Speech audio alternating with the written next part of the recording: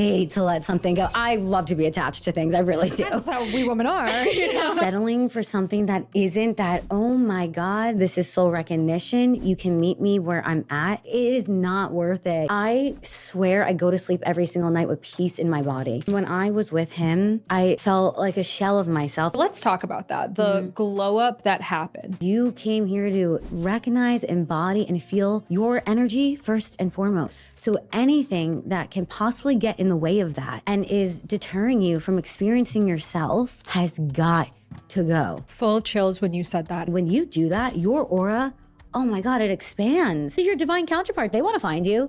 They can't find you if you're in the dark because you're not putting on your own light. Our souls chose to be amongst the first ever to usher in sacred union. And I feel part of it is in our singledom to be open and to share about these things. The single girlies get it. Trust flow, surrender, let go. Yeah. Trust flow, surrender, let go. I'm the one I've been waiting for. Trust flow, surrender, let go. Trust flow, surrender, let go. Trust flow, surrender, let go.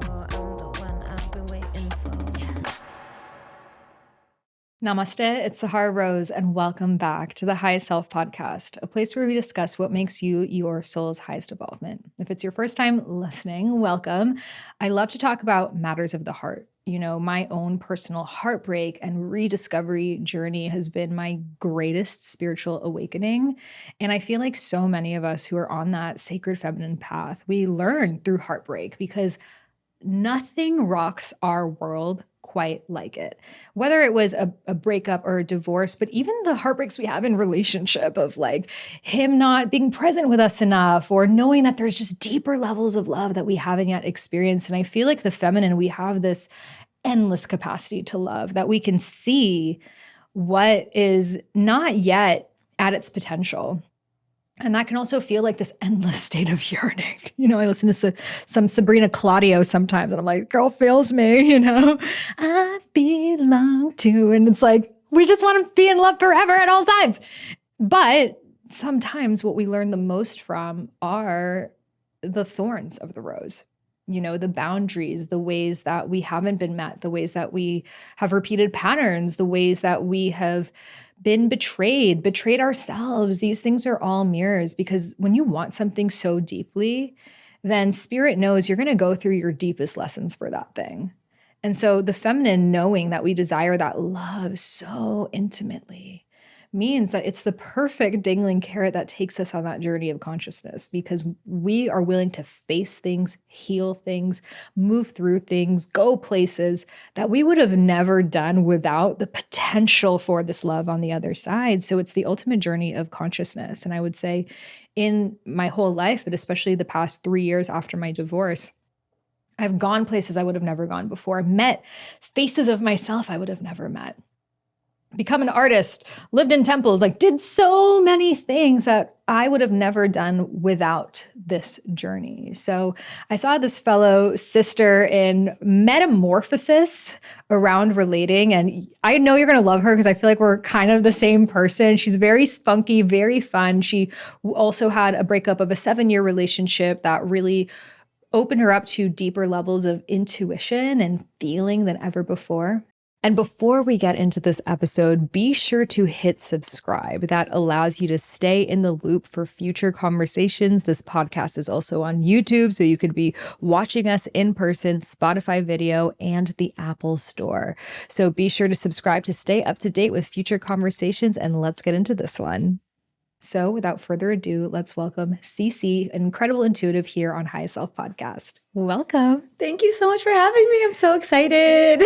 I would love for you to share with us your story because you're already an intuitive person, but this breakup really took you to deeper levels of truth than ever before. So please share with us. Yes. So I felt really lost. I was in college at the time and I was in communications. And what does that mean? Nobody knows. And I remember my mom took me to a chapel that I grew up going to. And I literally just asked God, remove what needs to be removed and show me what my mission is. I'm not kidding you. It was like 2-3 days later, I found out the person I was in a relationship with, it was not perfect at that time. I always think of the show Friends, Rachel and Ross. They fight if they were on a break or not. Technically, we were kind of on a break, but seeing each other every weekend, we were in each other's faces, texting every day. I found out he slept with someone else and me in the same 12 hours. And it took me 3 hours to get that information, but I saw a text and I just knew you just know when you know. And I was hysterically crying 3 hours trying to get the truth. And then I remembered what I said just a couple of days earlier, which was remove what needs to be removed and show me what my mission is. And I went from crying to laughing, which probably looked very crazy.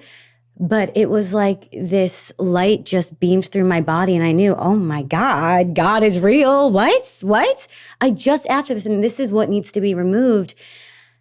After that, obviously you remove that person from your reality, but I was left with so many open wounds and I did not know what direction to go into. I tried therapy. I tried reading books. It wasn't the therapy or the books. It was everything. It was the Reiki, the womb healing, everything that you could possibly do. And as I went along the journey and I saw what it was changing within me, I thought to myself, I can't keep this information and everyone needs to know about this. And for me, like you were saying in the intro, I really yearn for like a very deep, deep devotional type of love. And there was no way I was going to get that in that relationship. And there was no way I was going to be able to create myself if that was not broken open within me to let that light in. And then from there, I just got onto TikTok. I started sharing what I was going through. And now talking to so many different people, we really have very similar patterns. We're many different people, but we have similar patterns of not feeling good enough, then manifesting that in relationship, having an anxious attachment, manifesting someone abandoning us. And through this work, I feel like, yeah, I found myself, but I also got free will in the way that I get to create myself too. I have choice now of how I want to show up. Do I want to be in my shadow or my light? How do I want to express myself? And somehow I got here. I love this. And I love what you said of, I feel as the feminine, we do desire to have that deep love that we remember from past lives. Yeah. Like it is a love that is otherworldly. It is Shiva and Shakti. It is Yeshua and Mary Magdalene. It is Radha and Krishna. Like every single spiritual lineage has this. But I feel the reason why we don't and we go through our deepest heartbreaks is because there's a preparation needed for that.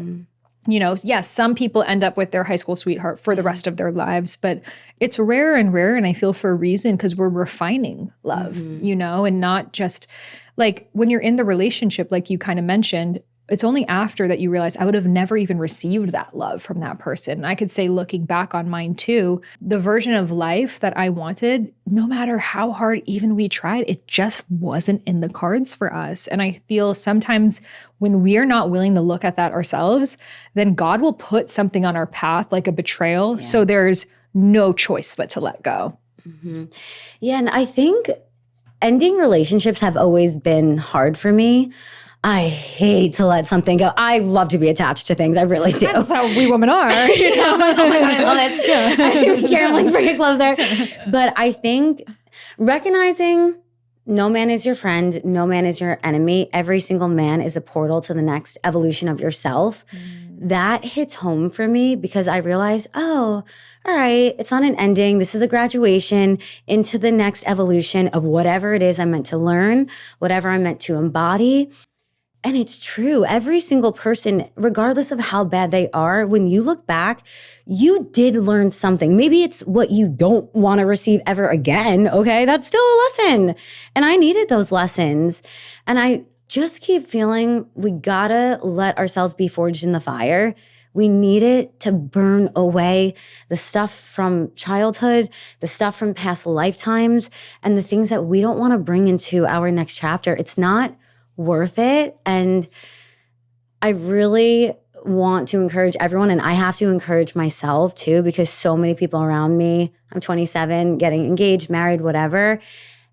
And realistically, we could all do that. If we really wanted to, you could easily You can find get, someone yeah. on Bumble to marry you. Yeah, in 1 second. But settling for something that isn't that, oh my God, this is soul recognition. You can meet me where I'm at. It's not worth, like, it is not worth it. You got to wake up next to that person every single day for the rest of your life. Do not do it. Do not. It took me 7 years to get out of that, but I swear I go to sleep every single night with peace in my body. And when I was with him, oh my gosh, I had allergic reactions all over my arms, my elbows. I had dermatitis on my face. I was so bloated. I felt like a shell of myself. Your body will tell you when something's wrong. Listen to it, even when you don't want to, because that allows for massive healing. Imagine this is the year you finally start your podcast, because let's be real, you're having so many incredible conversations with people that you're like, damn, I wish that was recorded. That could have helped someone. And it's time to finally do that and hit publish and let your voice be heard so it can make the impact that you are here to make. I would have never guessed in 2017, when I started this podcast, what it would become. 55 million downloads later. My best friends made my deepest sense of purpose. This podcast is the most favorite thing I do, beyond any traveling, beyond any business. Like, this is the thing that gives me life, and it has led to me traveling, and it has led to six-figure business, and it has led to books and memberships and courses and so much more. There is nothing more powerful than long form content, because the thing about Instagram is, like, someone might watch your reel and then a second later it's gone. But with the podcast, people are really listening. They're present with you. They're understanding you. And you also get to have conversations with the people that you would want to be mentored by. Like, every single week, I'm blown away by the thought leaders and experts and coaches that I get to have on my podcast, and you can too. So many people have asked me for a podcast mentorship where I personally guide you in a small group, max 10 people, on how to start your podcast, what to name it, what the thumbnail graphic should be, what type of interviews or solo casts you're going to be putting out, the description of your podcast, and so much more. So this is my first ever 6-week mentorship, capped at only 10 people, where I will personally be on Zoom every single week with you for 90 minutes every week. Plus, you can email me the thumbnail, pictures, all the things you want me to review. So you're going to be able to hit the ground running with the clarity that you need to get your podcast off the ground and out into the world this year. So head over to my show notes. It's the very first link there. If you're interested, you're curious, you want to get started, it's available for the first 10 people only. But if you're listening to this later on, I'll have a wait list open, and I can't wait to support you in the mentorship. So let's talk about that, the glow up that happens. But even before that, because now when you said the bloated thing, I'm like, damn, I was bloated all the time too. And I thought I had SIBO. I thought I had this, that, and I had a driving phobia. I couldn't drive a car for a good 2 to 3 years.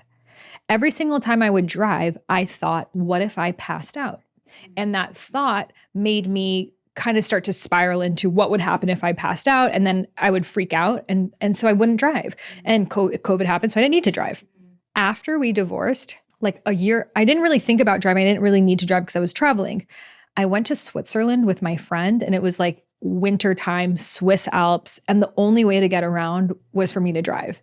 And this is in a new country, in French, German boards, in the snow, in the ice. Girl, I was driving with no problem.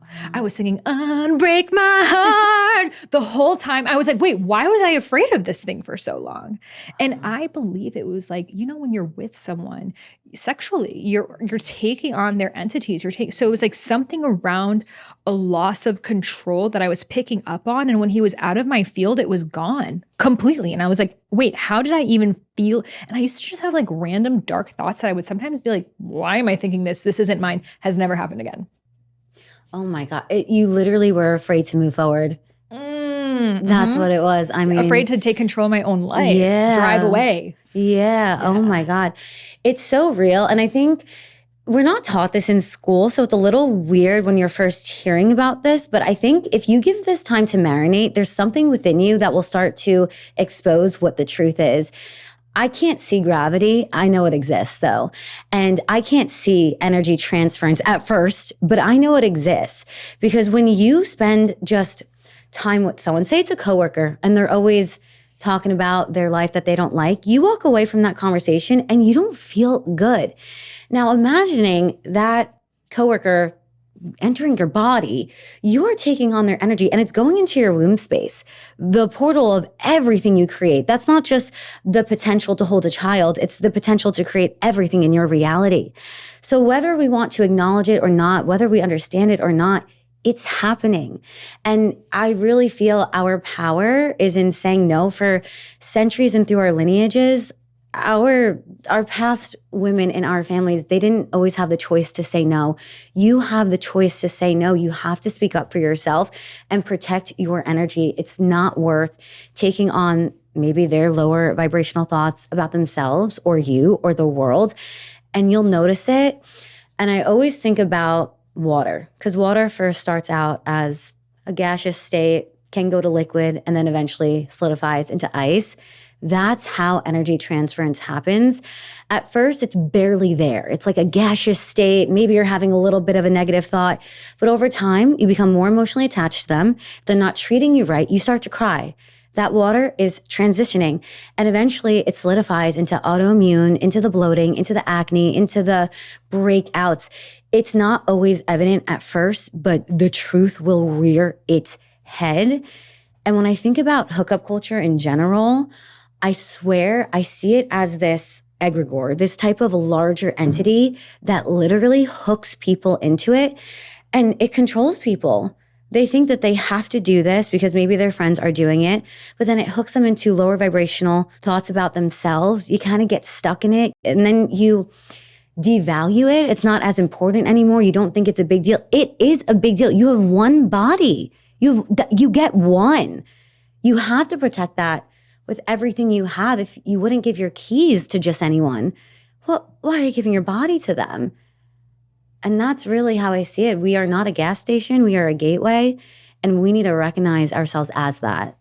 I love this so much. After my divorce, I was celibate for 2.5 years. Mm-hmm. And it was in that I did the deepest healing work of my life, really looking at all of the ways that I used love and sex as a way for when I was like overworked to make me feel like it was like a break. For example, when you're in a relationship, sometimes on the weekends, you just lie in bed. But something about me, because I was single, felt like I had to keep doing things all the time. And I was so tired, but I was like, I can't stop, because what if I meet my partner here or there or there? So I have to keep going. And it was just like, girl, like, I think at first it felt like, okay, I'm just going to be single for a little bit of time and then meet someone else. And then this chapter is done. And that means the pain will stop. And so I just wanted to, like, you know, Capricorn, you're a Capricorn too, just like hyper focus on meeting someone. Problem solved. I can get back to work and move on with my life, you know, because I was like, this is too distracting for my work. But obviously, like, imagine the kind of relationship I would have gone into, that it was actually spirit that made me celibate. And it was a subconscious, like, I had such high standards that was like literally God, and no one was matching up nearly close. So there was no one I was even attracted to. That I was like, wait, how do people even have hookup culture? Because I am not attracted, like, the only people I'm attracted to are like in Viking shows, you know, like, it's Jason Momoa and that's it, you know? But then, you know, after 2.5 years, I kind of wondered, like, is it possible, like, to have a lover, someone that you get along, they're respectful of you, but maybe you don't see them as your husband. And so I'm curious, what is your take on that? Or if you find it's just ends up still not being worth it? I'm not here to tell anyone what to do. I'm here to talk about what is, and then everyone can make their own decision. For me personally, I am lover girl to extreme, and I know myself. I know I just want to attach, and even if I think someone is literally demonic, I'll be like, it's fine. I love them anyway. We'll do a little entity clearing. Got my drum. Exactly. So I know myself. And because of that reason, I know not to be intimate with them. And I don't want to. I feel I got to this point, and honestly, I was driving one time and I started channeling angels, and they were just saying that we don't realize how precious we are and how lovely we are and how beautiful we are. And we look to angels and we're thinking, oh my goodness, what such a angelic, esoteric being. But they look at us and they're in awe of us because we live in polarity. We are faced with resistance all the time. And now that I've seen their perspective, I thought to myself, I don't want to just share myself with just anyone, not just my body, but my thoughts, my presence, my emotions.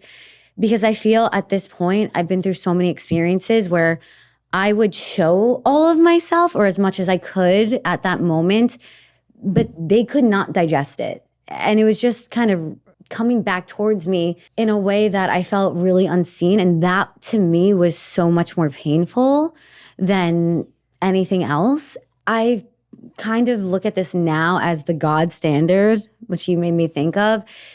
If I ask myself, would God want this person for me? And the answer is no, I don't want them. And I think you get to a point where you just start getting turned off. I don't feel inferior. I don't feel left out. I don't have FOMO. I don't want to be a part of anything that's going to deplete me or harvest my energy or be a parasite to me. And I think part of the reason is because I'm building something in my life that feels like my baby. And I will not let anyone hurt that creation. I have something that's worth protecting. It's not just me and who I've created, but what I want to do on the planet. And I always think about this. It's kind of random, but my mom worked at this crisis pregnancy center. And a lot of the women were in crisis because they were in abusive relationships and they didn't know what to do. They're pregnant. They don't have necessary resources. And my mom always said there was a similar theme in all the women. It wasn't until they gave birth that they were able to leave the abusive partner. And she said it was because they finally had something to protect that they saw as worthy because they didn't see themselves as worthy yet. But once you have that thing, if you can create it or if you can create yourself, you got to recognize you came here to recognize, embody, and feel your energy first and foremost. So anything that can possibly get in the way of that and is deterring you from experiencing yourself has got to go. It's a distraction and it's not worth it. Full chills when you said that, having something worth protecting, and that's ourselves. That's our own inner little girls that as the feminine, we do desire to love. And the only way that we can get on board with having a situationship is by disconnecting from our hearts. And we do it sometimes when I know what it's like when you're celibate 2.5 years. It's like a long period of time that you miss the intimacy, you miss the connection, but you're not meeting anyone. So you're like, at least it's something. And just along the way until I meet my husband. But what happens is no matter what, even if we're kissing someone, you're practicing love. You're in the sadhana of love. And so you'll start to grow feelings for them. You'll start to get attached, let alone if you have sex with them, your body thinks you might be pregnant with their offspring. And so even though you knew that person from the beginning was not going to be your husband, now you're creating all the chemicals and hormones to bond with them. And they may have said from the get-go, I'm not looking for a relationship. And you're like, okay, great, me neither. But then that part of you just never feels chosen, wonders why. And I would say such a huge percentage of women right now are in these situations. That's why there's that word for it. And we have to be comfortable with sitting in that void of not having, that void of not dating, that void, like I was sharing with you, I haven't even had a crush on anyone in 4 months. And I used to find a crush to almost make myself feel the feelings of love. Like that excitement that, did they text me? Did they watch my stories? And now I'm like, I'm not a little girl. I don't need that. I don't need that entertainment anymore. And it's been incredible for my peace. Like I haven't had to go to my therapist in months, because I don't have any ups and downs. It was all from that. And I feel like we need to be able to sit in that void before meeting that person. Otherwise, we're going to be like if your partner is your mirror, would you want to be with a partner who's still hooking up with their ex until they meet you? Or would you want someone that's like, yeah, I actually haven't even been attracted to someone in a really long time until I met you? Because then it's real. Oh my gosh, yeah. And the way I think about it, because the void can be uncomfortable, but every time I hermit, I swear to God, maybe it's 2 months, something like that, 4 months, a huge manifestation, whether it's a upgraded relationship or something that I wanted to manifest with my career every single time. But there's energetic evidence of why that's happening. Instead of you going out and having Bob and Harry dictate your energy because he didn't text you, now you feel bad about yourself. You have just been focused on you. You have been recalibrating yourself. You have been reclaiming and resurrecting your own energy. And that allows you to rise higher I think to myself, I don't want to date Dusties, but I will date the divine. I will get to know God. I'll get to know Jesus. What ascended master wants to step forward, please do. And going into yourself and discovering yourself, first of all, you might never have this time ever again to just be with you. You have to bask in that energy. One day, maybe you'll have a relationship or kids, or maybe something changes in your career. If you have time to be with yourself, what a blessing. Like, wow, you really get to find out who you are. And wouldn't you rather find that out now so you align with someone who's more similar to your core than your mask? Because eventually the mask is going to fall. And for what? Then you just have to do this whole thing over again. And I love how we're speaking about this, because people who are listening do not have to get to the point where maybe we both got, which is exhaustion and so depleted and going through the same thing over and over and over again. Instead, they can listen to this and preemptively say, I don't have to keep showing myself that these people aren't for me. I can trust my own path and trust that the more time I spend with myself, the more prominent I am in the energetic universe, that all of my blessings, all of my manifestations, all of my soulmates, they'll find you. And I do believe we have many different soulmates for different purposes, and they give us different activations, different lessons. The only way for them to come in is really for you to focus on you. And that's what the feminine is. She's self-focused. And that's everything. Can you expand on that? That's what the feminine is. She's self-focused. I always see the divine feminine as totally in charge of her own energy, having energetic excellence. She is focused on herself. She is a receiver. And the divine masculine is that giver. He's a riverbed, and we are the river that flows through. And the best relationships, every single time I've ever seen them, and this is not just a pattern at this point, it's a truth. The woman focused on herself, focused on channeling her energy in positive ways, and the man being devoted to that. And that doesn't mean that the woman doesn't nurture, never goes into her masculine energy. Absolutely not. It's a divine union. There is love and nurturing on both sides. But she does not betray herself in order to people please and become whoever she thinks she has to be in order to satisfy that other partner. She does not put on a mask. She stays focused on what her non-negotiables are, her boundaries, what she needs out of life, and she cultivates them. And I don't think that means we're just waiting around. I literally mean we are being self-focused. We're growing something, whether it's ourselves or our health or our career or a hobby, anything. But we genuinely wake up and enjoy what we're doing. When you do that, your aura, oh my God, it expands. And people feel that the second you walk into the room. I don't care what makeup you do, what hair you have on that day. I don't care what you're wearing. People can feel when you are not self-focused. They can feel when you're not enjoying your own life.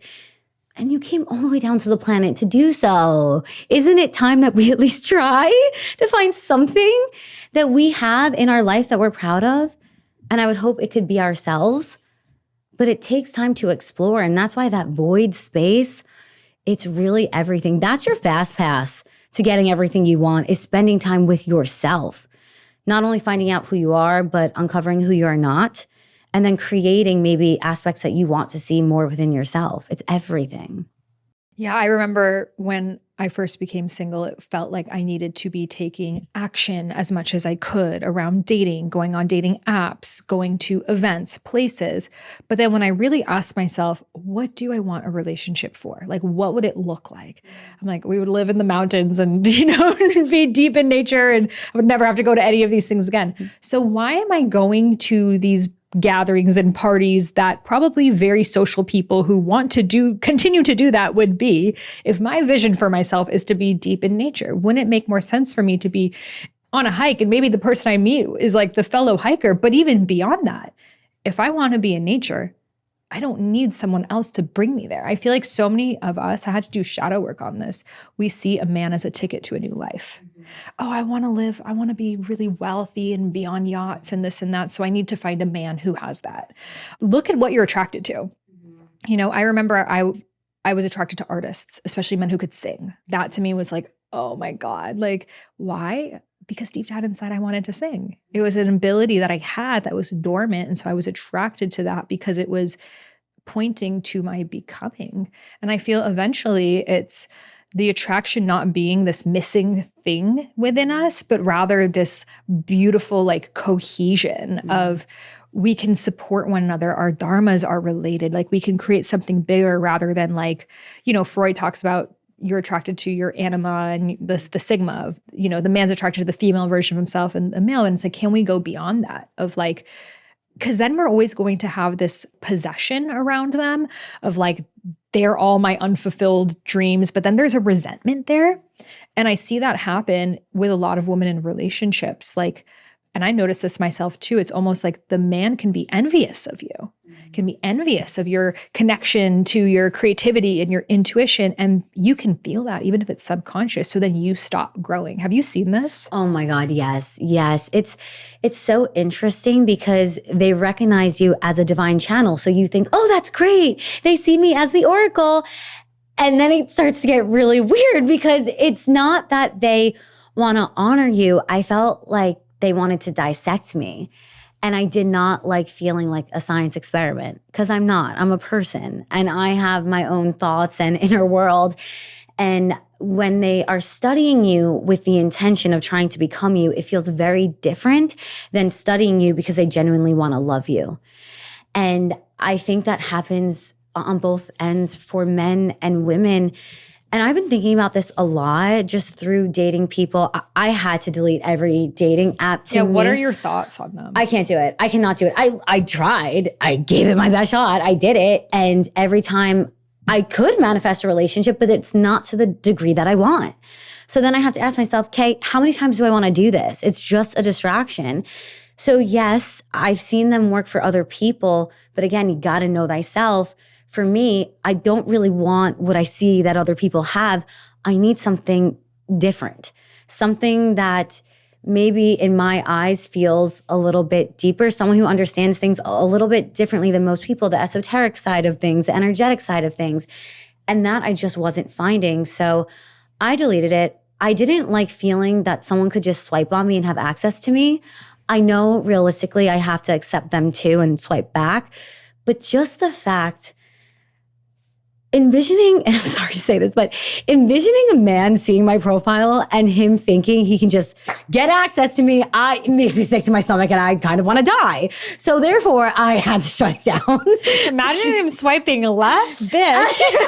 Who are you? What's your address now? I will track you down. Because I'm just like, you don't know me and you don't deserve that. You don't deserve access to me like that. And he's swiping on other people. Oh, I'm like, how many conversations are you having right now? It doesn't sit right with me. And I did find people, and this sounds crazy, but on the second date, this guy told me, I'm in love with you. He wasn't love bombing me. He was. We dated. I met his whole entire family, but still the degree of devotion that I need, it wasn't there. And I can feel it. I think if you feel called to use a dating app, I don't know your life, perhaps that is how you're going to meet your soulmate. But I kind of had a conversation with God and I said, this is not going to be the way that we're going to do this for me because I'm done. I felt like I had energetic hooks in my back. I felt too many people had open conversations with me and could just talk to me at any time. And for me, who's sensitive to that, I felt it grabbing at me. I don't like it. I really think divine union is about surrender, especially for divine feminines. And if I'm on a dating app, I'm technically subconsciously saying that I don't trust the energetic universe to do this for me. And if I am to look at God and doubt the desire I have in my heart, I'm actually doubting the divine. And it doesn't make sense to me anymore because so many things are happening in the world. How was the world created? I don't know. How are there so many things flowing and aligning? I don't understand most things. I know that my ceiling is God's floor. I don't have to understand how this is going to work out for me anymore. And in fact, I don't want to because I tried to understand it. I tried to control it. I was micromanaging God like it was my job. And maybe that's a little Capricorn, but I tried doing it. It did not work. And the results that I got were subpar. So if I want different results, I have to do something different. And to me, that meant no more alcohol. I'll still go out, but I'm not drinking. I need to be clear in my mind, body, spirit. I need to see what's in front of me. Because when I have alcohol in my system, not that it's ever a lie, but I don't think that I was able to clearly see. And so the people I aligned with, no one's terrible. They're not my husband though. And I just don't have the energy to give to energy harvesters or narcissists or people with attachments. I just don't want to do it anymore. And I think it's a really sweet space to be in because in this season, I've finally granted a permission slip to the divine to just do it for me. And I'm okay. I'm okay. Single or not, I'm okay. In this timing or another time, I'm okay. But the frustration and the energy that I've tried to put out to control circumstance has been so depleting that I throw my hands up. And in my perspective, dating apps were part of that for me. And I felt the day I deleted them, I felt like a weight was lifted off my shoulder. And I swear to God, I was in my car, I deleted it. And then I walked outside and a man screamed outside of his window that he loved my skin, which whatever, kind of scary. But I was like, okay, yeah, I'll take it. Cool. But it just felt like, yes, I'm going in the right direction. That's positive. I'll receive that. And sure, please keep driving. But yeah, awesome. I love your skin. I was like, please don't take it from me. Yeah. I'm so innocent. I'll see you later. I know. Oh my gosh, so much to say there. Okay, so I met my ex-husband on Bumble. And he was the second person I ever matched with on there. And I wasn't looking for a husband again. I was 24 years old.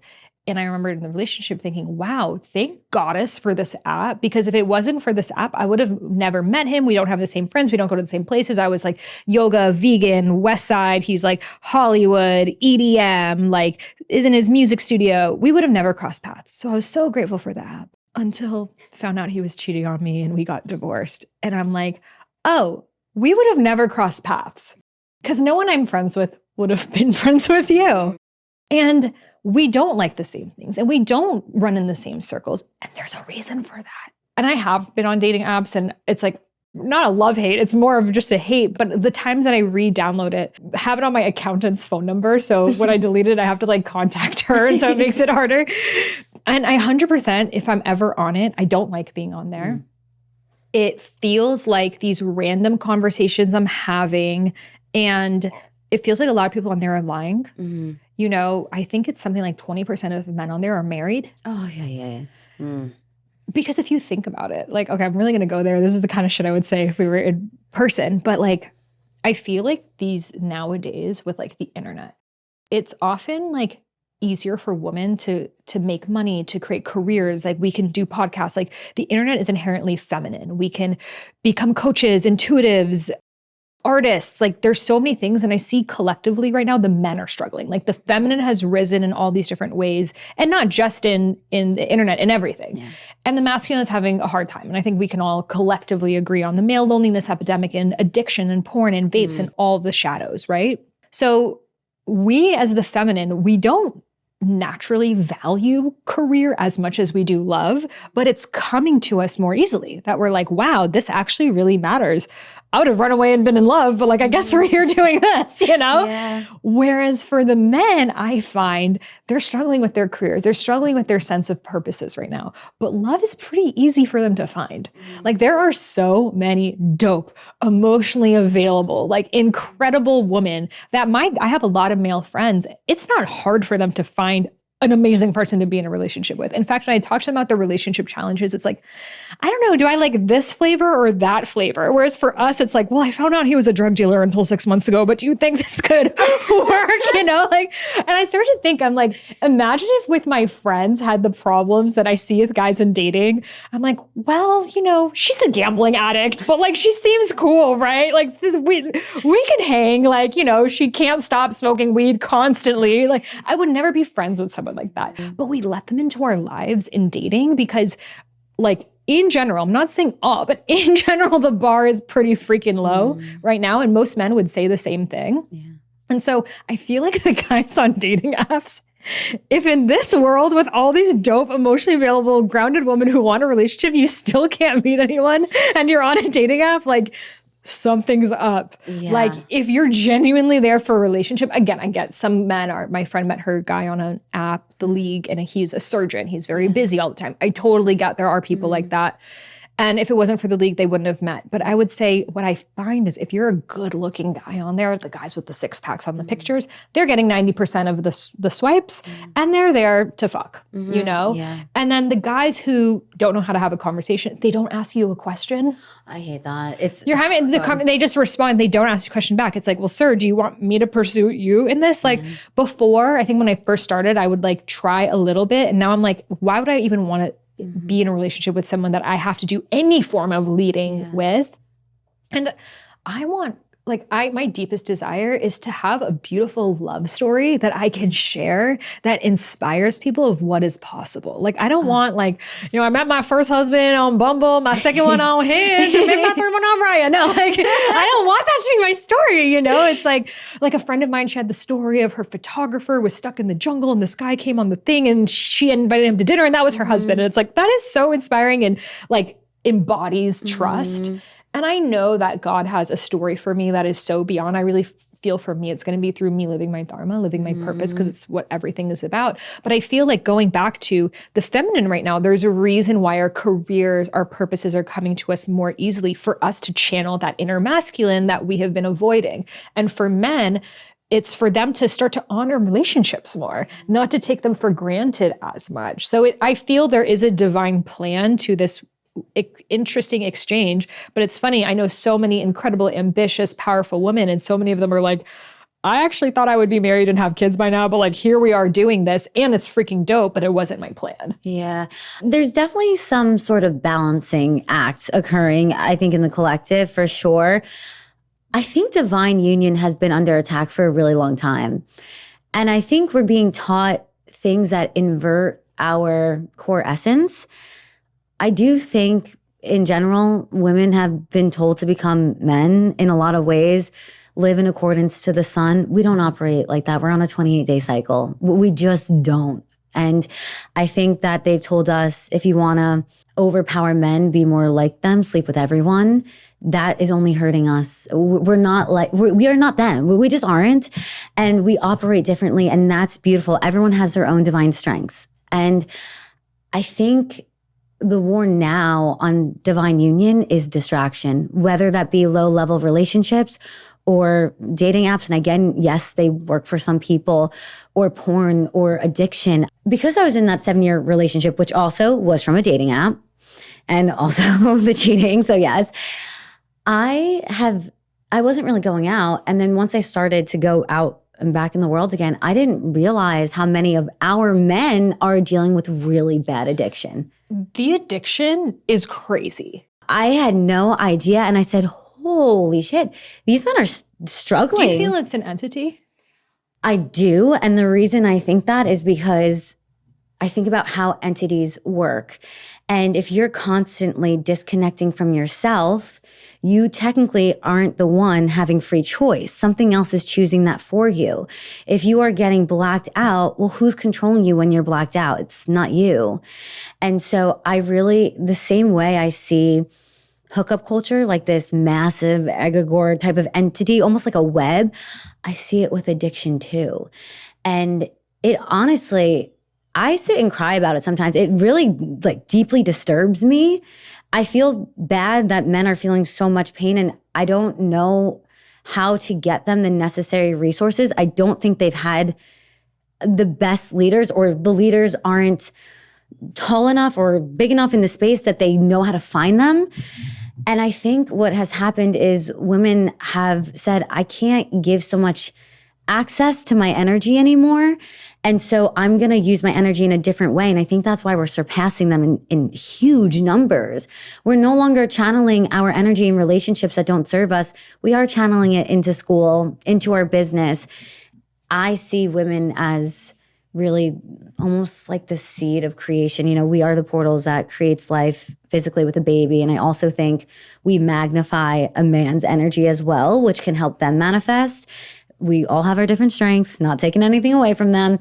But if you think about it, even in my own life, when I'm not giving my thoughts, my energy to a man, my business does do a lot better, my fitness a lot better, my health a lot better. Granted, those were the wrong men, and that's why. And when you are in the right connection, you will equally be able to uproot together and really grow together. But it makes sense to me. We know how to channel our energy. If we do it in ways that have nothing to do with a relationship, we're going to be good at it.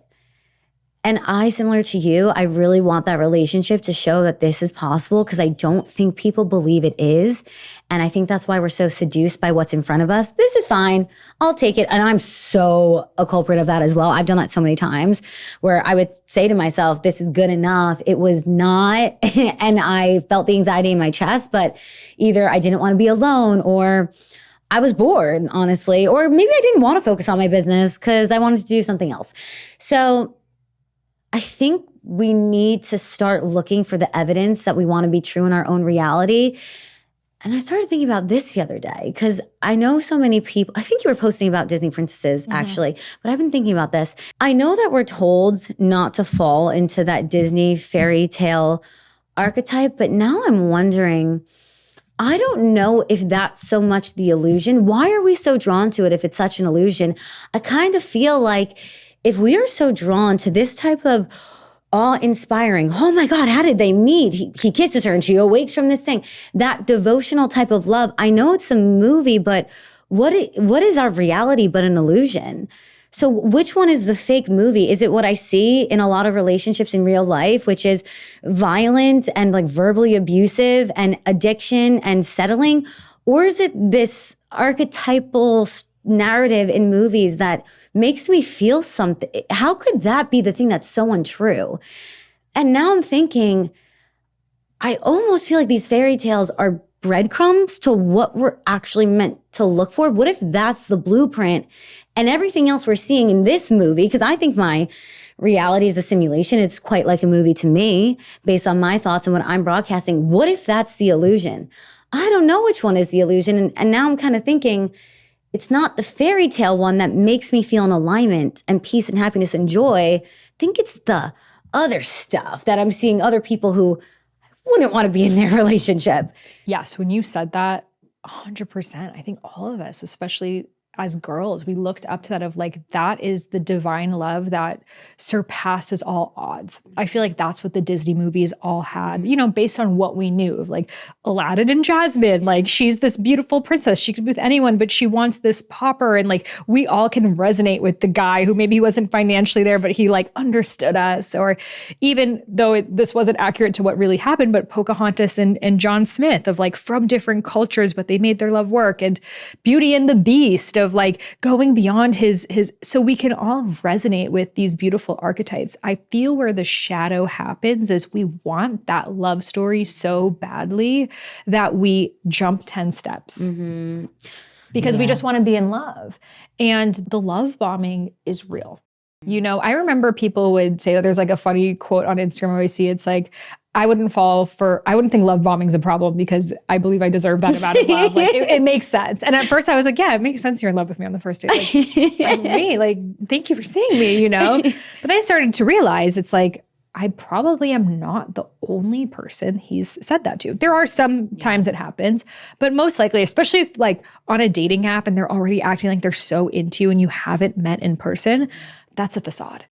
And that's the shadow of the feminine, that we want the fantasy, we want the fairy tale so badly that we're not giving the time and spaciousness that was also in those movies. You know, they didn't meet on the first date and fuck and be in love forever. Like the prince had to fight for her. Yes. You know, he had to go through that vasopressin, the stress hormones to build that. And then she waited and observed over time. I feel like this instant gratification culture, and I think dating apps is a part of it, is you meet, if you don't have instant chemistry, you're never going to see each other again. Whereas back in the day, even being in school, like I remember having a crush, I would see them every single day and the crush would build a little more and a little bit more. We don't have third spaces anymore for us to develop these with. And that's why I feel like I hope to meet my person through mutual friends, because then we know that we've found our way to the same circles, but then it can develop. And I hope to be friends with that person first, because then you're not wearing the masks. You're not just trying to get in the in love phase, but you're really seeing each other for who you are. Because to your friend, you talk about your dating experiences, you talk about, you know, but all of a sudden you're on a date. And it's like, I'm perfect with no past, no history. And it's like, why do we do that? Like you said, it's like, you're just going to end up in a relationship where you don't feel seen. But I do agree with you. There is a level of divine love that we are seeing in those, we're seeing in the mythology that, and coming back to this entity, I feel this entity is coming in through the porn. Dude, it messes with your brain. What do you want? Like, what are you not understanding? It messes with your brain. It messes with how you connect to other people. You know what it is? Not natural. And that's a problem. And I'll never forget in college, I had this media ecology class, and we were learning about how every time there was some new form, some new media or medium, the first thing that was on it was porn. Whether it was a magazine or a newspaper, and then the internet, porn was always the first thing. There's something there. There is something there. We exist within duality and polarity. I think that will wreck your system for sure. It wrecks your nervous system too. So do you ask guys on first dates, do you watch porn? What do you do? I will. Sometimes it's first date. Sometimes I get to know them a little bit more and I'll see where it is. But at this point, like I said, a girl's depleted. So I don't care. And at this, I'm just saying everything I think and feel, and I just see how they respond. And I'll literally say, I think I talked to dolphins in past lifetimes. And then I'll just see what they say. Because I don't care. It's not worth me finding out later if you can understand me or not. I'd rather just know now. Maybe it's not the first sentence I say to you, but I love who I have become and I never want to suppress her ever again. It hurts me to do that. I've seen other people either not understand me or try to suppress me. And how could I possibly do that to myself now? It feels illegal in my own mind. And I also think, thinking about love bombing, I used to kind of love it. And then I started to recognize there's no way they know me.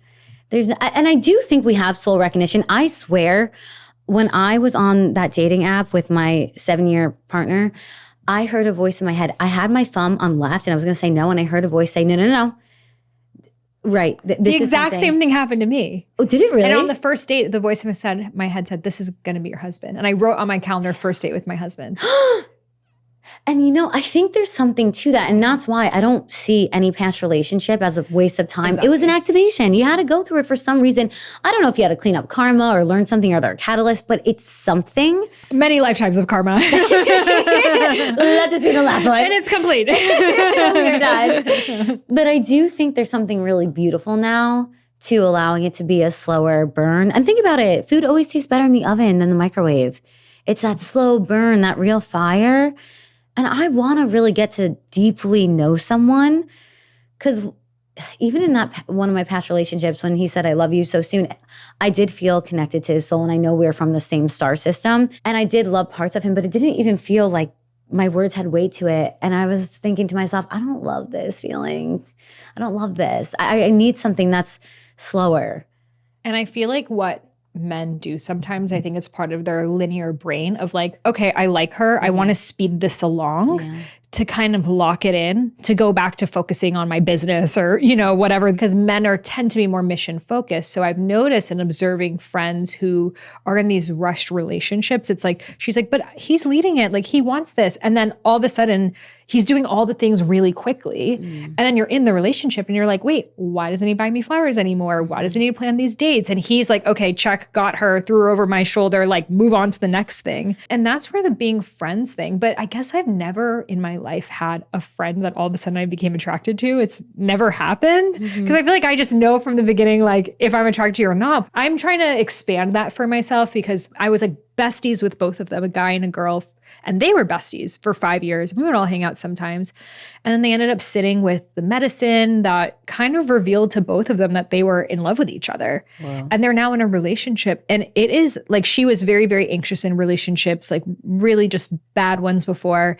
And he was more mission focused, I would say. And now they're together. And I'm like, oh, you guys will be together for life. Because they know each other's body counts. They know everything about one another, that there is such a level of safety there. And it was like it needed to be that divine timing for like the veils to lift. And just as much as like when you're in love with someone, you're seeing an illusion of them. But I also think when you're truly in divine love with someone, you're actually seeing the true version of them. And she couldn't see him. He couldn't see her until they were able to let go of he's not whatever enough, she's not whatever enough, to be like, wait, you know me more intimately than any other person. Why would I not want to be with you? So it's like dropping what we think we need and instead allowing life to show us like who we could really create, because it's about creating a life with that person. Yeah, absolutely. And I also think that speaks to divine timing, because I do think there are some necessary circumstances you have to go through in order to shed some energy and then also become some energy. That person, if they're locked in a specific vibration, the only way to get to them is to do the necessary healing and work on yourself. And also, if you attract at least 90% of what you are, both light and dark, and your thoughts and your beliefs, you do want to get yourself to a space that's the purest in vibration, and that's different for everyone, but get to as good of a place as you can possibly get. I think for me, something I've recently learned is, this one threw me for a doozy, but okay, so I was dating this guy and he said the right things. We read all the same books, very like-minded. So do you only date spiritual guys? What's your take on that? Okay. No. And okay, this is another thing I'm recently learning, that I thought I wanted someone exactly like me. And then I realized in order to make a good team, I need someone with differences, because I need their strengths to be my weaknesses and my strengths can be their weaknesses. But we need to be looking in the same direction. We have to want to build something similar. We have to have same values and some sort of similar lifestyle where we're doing the same things together. So what if they don't understand like your intuitive gifts? They don't understand how that works. Would you be okay with that? They have to be willing to learn and willing to accept me for as I am. What if they're asking you like, how did you learn this? Where did you study it from? Like I have guys ask me something like, I don't freaking know. I channel it all. Like what more can I say? And then I lose interest, but I'm like, okay, maybe this is just how men are.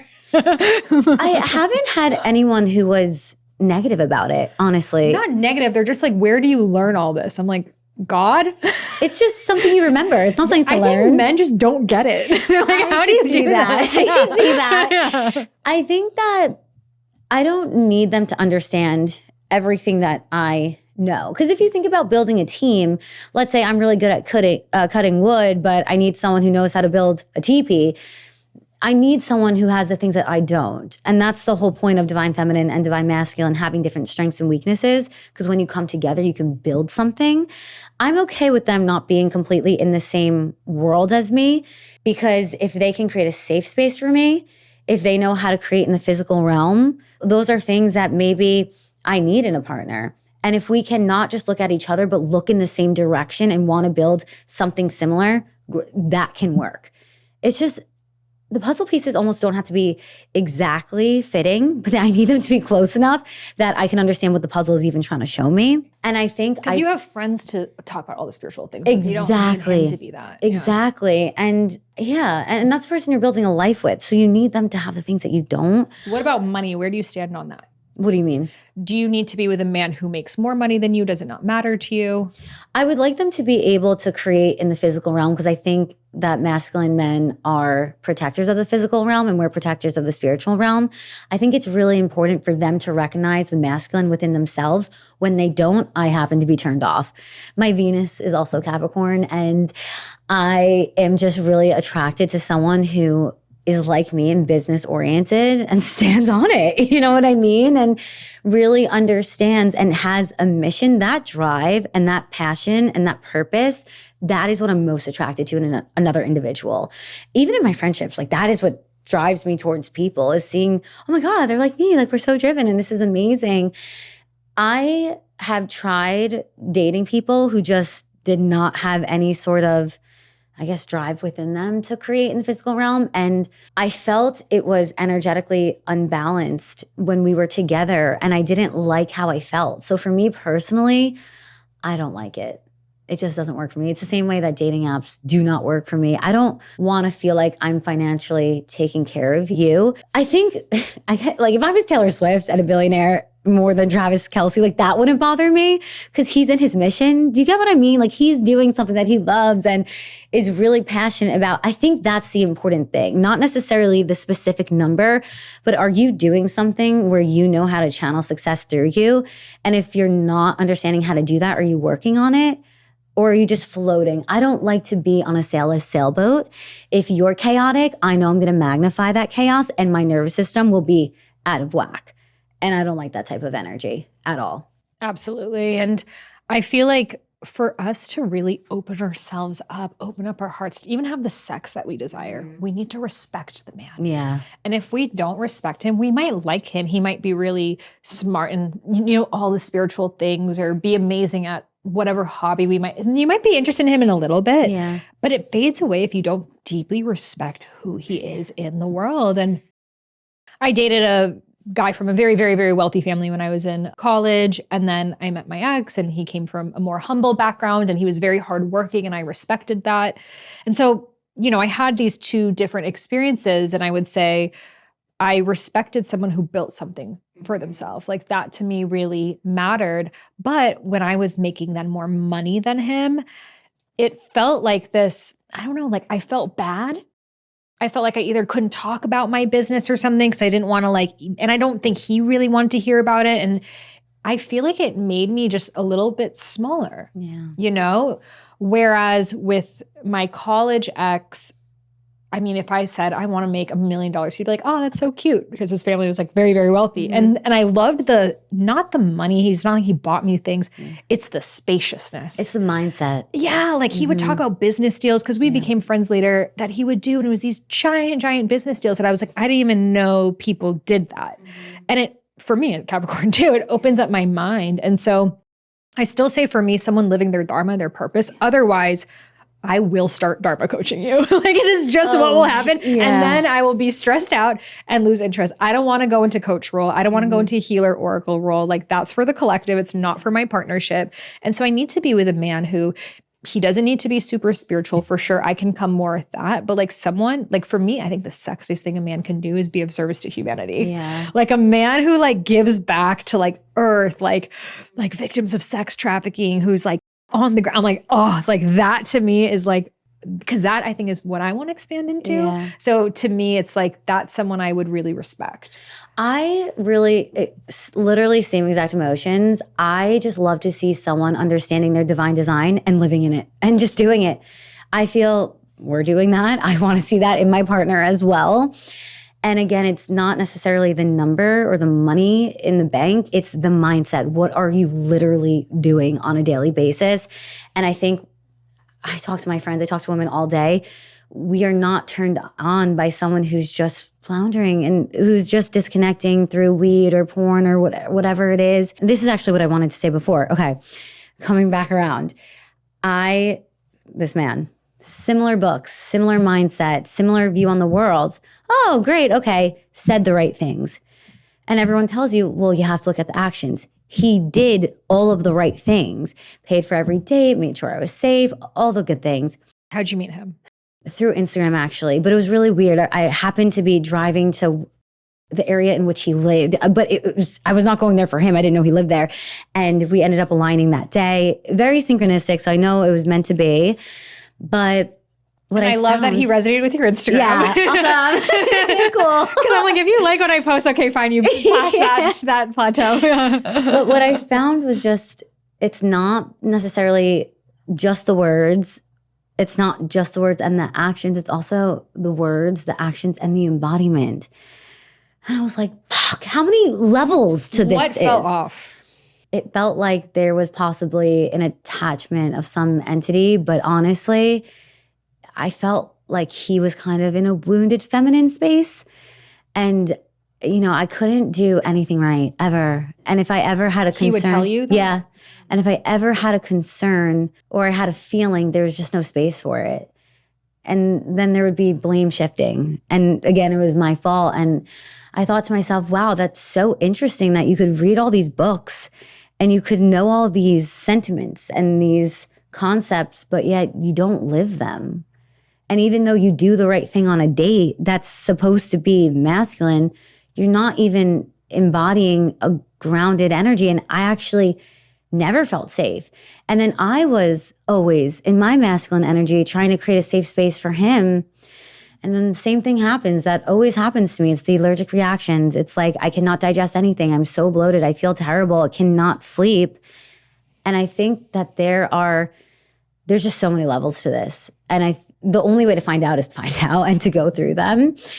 But that is also kind of what we're talking about here, where, yeah, maybe he had certain financial status and maybe he could do the right thing. But if they don't actually embody a safe energy and you're feeling like you have to make yourself smaller, you can't say what's really on your mind, you can't express how you feel.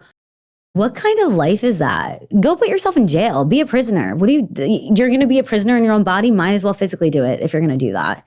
Because that's what's actually happening. And I hate to see that, because I think we oftentimes go back to the beginning of the relationship and we say he did all the right things. Unfortunately, I wish it was enough. There are so many times I wish what someone did was enough. It's just not. They have to embody an energy that makes you feel safe. And they have to ask you questions. And they have to also be in tune with your emotions. And similar to you, I don't want to be someone's mother, because I found that was happening a lot. Yeah, I do that with my clients. They pay me. So unless you want to pay me to be your coach, I don't really want to be your mother. It's just not sexy to me. It's not fun. And it's super depleting. It's really an energetic mismatch. And I feel like it's just not dating the guys that part of you comes out. Because I notice with certain people, if that motherly part of me comes out, and it's like an attachment gets created too. Because then you're just like, you care about them so much, like a mother. But then that guy obviously wants a mother too. And it's just like, you already know where it's going to go. He doesn't want that long-term, even though he might love the nurturing feeling right now. And you're going to lose interest. And, that's why so many women feel like this in relationships. And I think that's a really hard thing with like Instagram. Yeah. Because I see a lot of people will connect on Instagram. We connected on Instagram, but you don't really know someone until you're face to face. Imagine you came and I was just like, hi. Everything I posted is just a filter. It's not really me. Like who knew? Like you have no idea. But what I see the difference is with friends, we're like, okay, it's fine. Like it's all good. But because it can feel so rare to meet a man that he likes you and you like him and you've been talking for so long that we've romanticized it, we've pedestaled it, we've put all this pressure in it. And then we're in person, something's off, but we're like, you know what, this can work. It's fine. The feminine needs to lead. She needs to teach anyways. And so we ignore the physical because we want that feeling of being in love. Yeah. And it just continues to grow and continues to grow. And I feel like that's where trusting the body and also trusting the body will guide you to your person. Yeah. Like just like your nervous system aligns with the right person who can hold you. Like what you were feeling on that date was he was saying the right things. Maybe he was even asking you questions, but you weren't feeling heard. You weren't feeling felt because he doesn't hear and feel himself. And so if his capacity is a 3-foot pool and you're a 300-foot, cenote, like even if you're telling him everything you do, he's kind of nodding his head, but it's like you can kind of feel it's just going right to the brain and nowhere deeper. What I struggle with sometimes is like the men who I feel like get me are like the shamans, Well, they're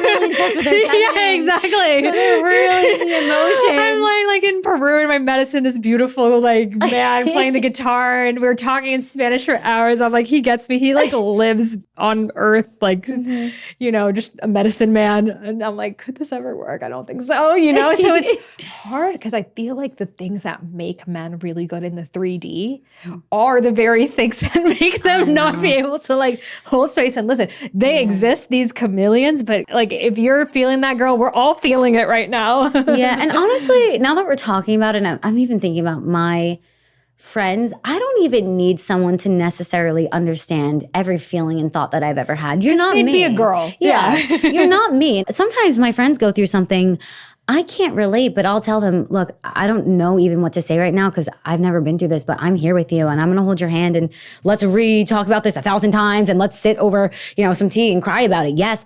I think that's kind of what we're looking for.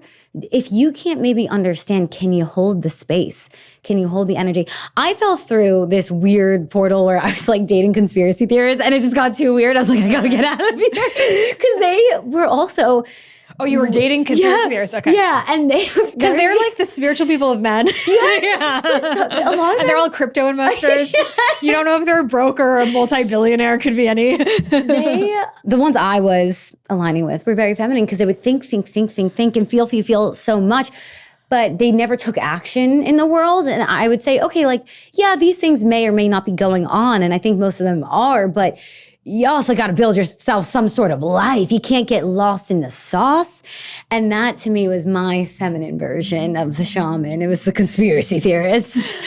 The conspiracy theorist, I feel, because it's like, okay, what does like, I saw some video and it was like the crypto guy and the astrologer girl. And it's like they make the perfect match because it's like they trust in the unseen and they know it's going to work out. And they're just like off of this mainstream timeline. Yeah. And so there's that feeling of like, we're both the black sheep. Mm-hmm. We both do things a different way. But I think the difference is like going back to spirituality is more our space in the feminine. It's realms we naturally traverse. And we've got the womb, we've got the portal of reality right inside of ourselves. Whereas for the men, like for me, I feel I do need to be with a spiritual man just because it's literally what I do, what I talk about, he needs to, but it can be a very different style of spirituality. Yeah. Like I find a lot of the men who are my male friends I really respect, they're like into like non-dual meditation. Like they're into breath work and more like nervous system things. For me, a man that has sat with plant medicine, I feel is a man who's not afraid of looking at his shadows, and it's like a truth serum. And so not someone that's constantly going to the medicine journeys. I was just about to say that. Yeah, because before I was like, it was the medicine that really brought out the infidelity in my then marriage. And so I have a lot of respect for it. So I was like, I need a man who's a devotee of the medicine. But then it's like a lot of those are like the Peter Pans, escapists. Like when I was in Ubud, Bali, there was not a guy there that I was interested in. Great conversations, but it felt like I had a bigger dick than they did, you know? And so it's not going to work. So it is like, I feel like my ideal man would be someone who maybe was on a more business path, technical path, had a dark night of the soul, and then went through a spiritual journey. You know, he's not doing intuitive readings on people, but I think the biggest thing is he can sit with discomfort. Yeah. If you can sit with discomfort, you can sit with that feeling of lust that may come through and not follow it. Yeah. You can sit with the feeling of your wife saying something that maybe triggers you in that moment and sit with it. Like I feel the antidote to this addiction culture is sitting with the discomfort of just being a human. It's all the time. And so I continue to, can I sit with my own? Can I sit with my own loneliness? Can I sit with my own escapism? Can I sit with those things more and more? Because I really believe the more I can, the more I will attract a man who can mirror that. Because we have different things that we kind of fall victim to. For women, I feel our version of porn is attention. Constantly wanting attention, constantly, you know, who liked our thing, who saw our story, dating app conversations, keeping up with exes, you know, these are all little hits that we get that I've had to become so mindful of those things. Otherwise, you'll just find someone who's getting hits in a different way. Yeah, I completely agree. And I sometimes see, and you kind of said this, but people who sit with the medicine and never stop. It's like, what realm are you living in? Because I'm on Earth and it's amazing to go to those places, but you can't stay in those places forever. And I think what it is, or the way I maybe label it, is just a responsible man.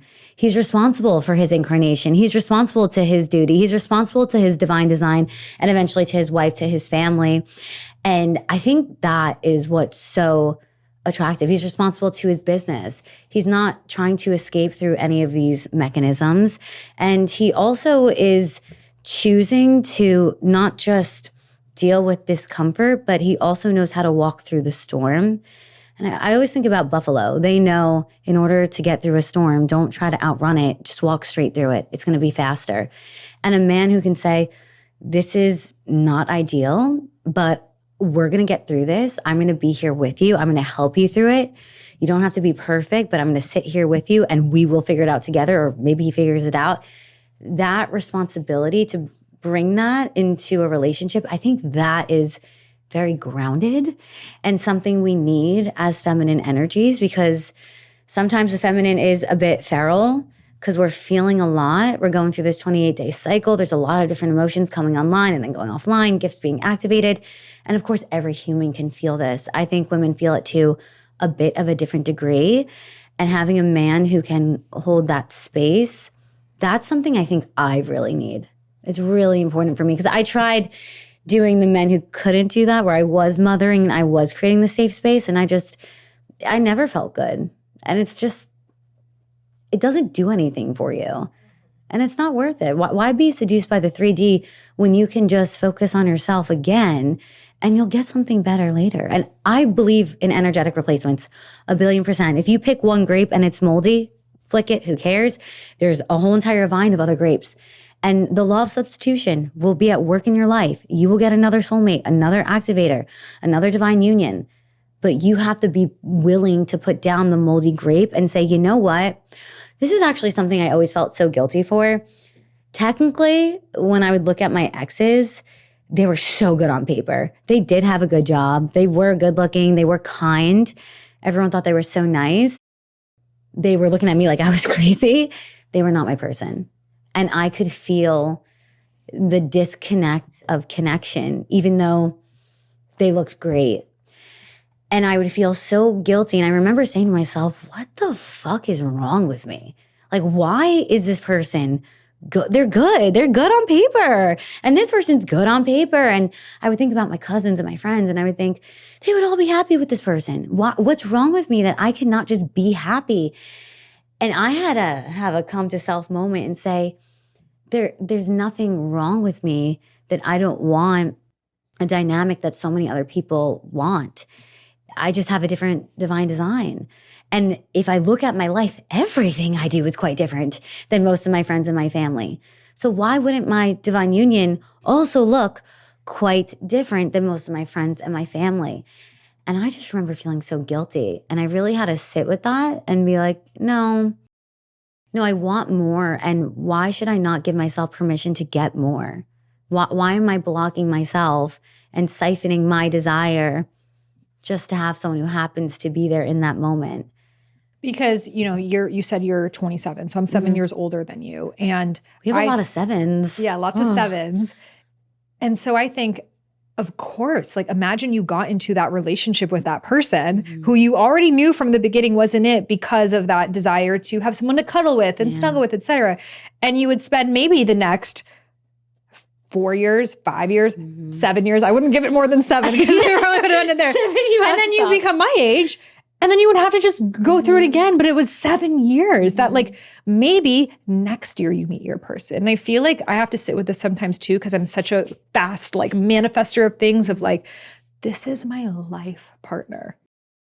Even if it takes 2 more years of fine tuning that I need, that he needs for us to become in alignment, it is worth it for my life partner than settling with someone out of loneliness or feeling like the clock is ticking or it's going to be too late, all the things they tell us as women, and then doing X number of years with them. And I might have missed my boat. It's like, imagine you have one parking spot. You literally do, your womb. You have one parking spot and it's filled with someone's car. And then that right car could have come and it's like, oh, your spot's full, like moving on. And I agree with you. Someone else will always come along. But I feel like a huge reason why we miss out on incredible loves is because we're still holding on to the ones that aren't right for us. Now, the other end of that is I don't believe there's anyone that's perfect. I do feel we can then sometimes be like, no, forever. And waiting for this person that there's no red flags, there's no problem, because anxiety will come up, insecurity will come up. There will be things about him that you're like, oh, I thought my partner was gonna, be 6 feet tall and, and have more full head of hair and whatever.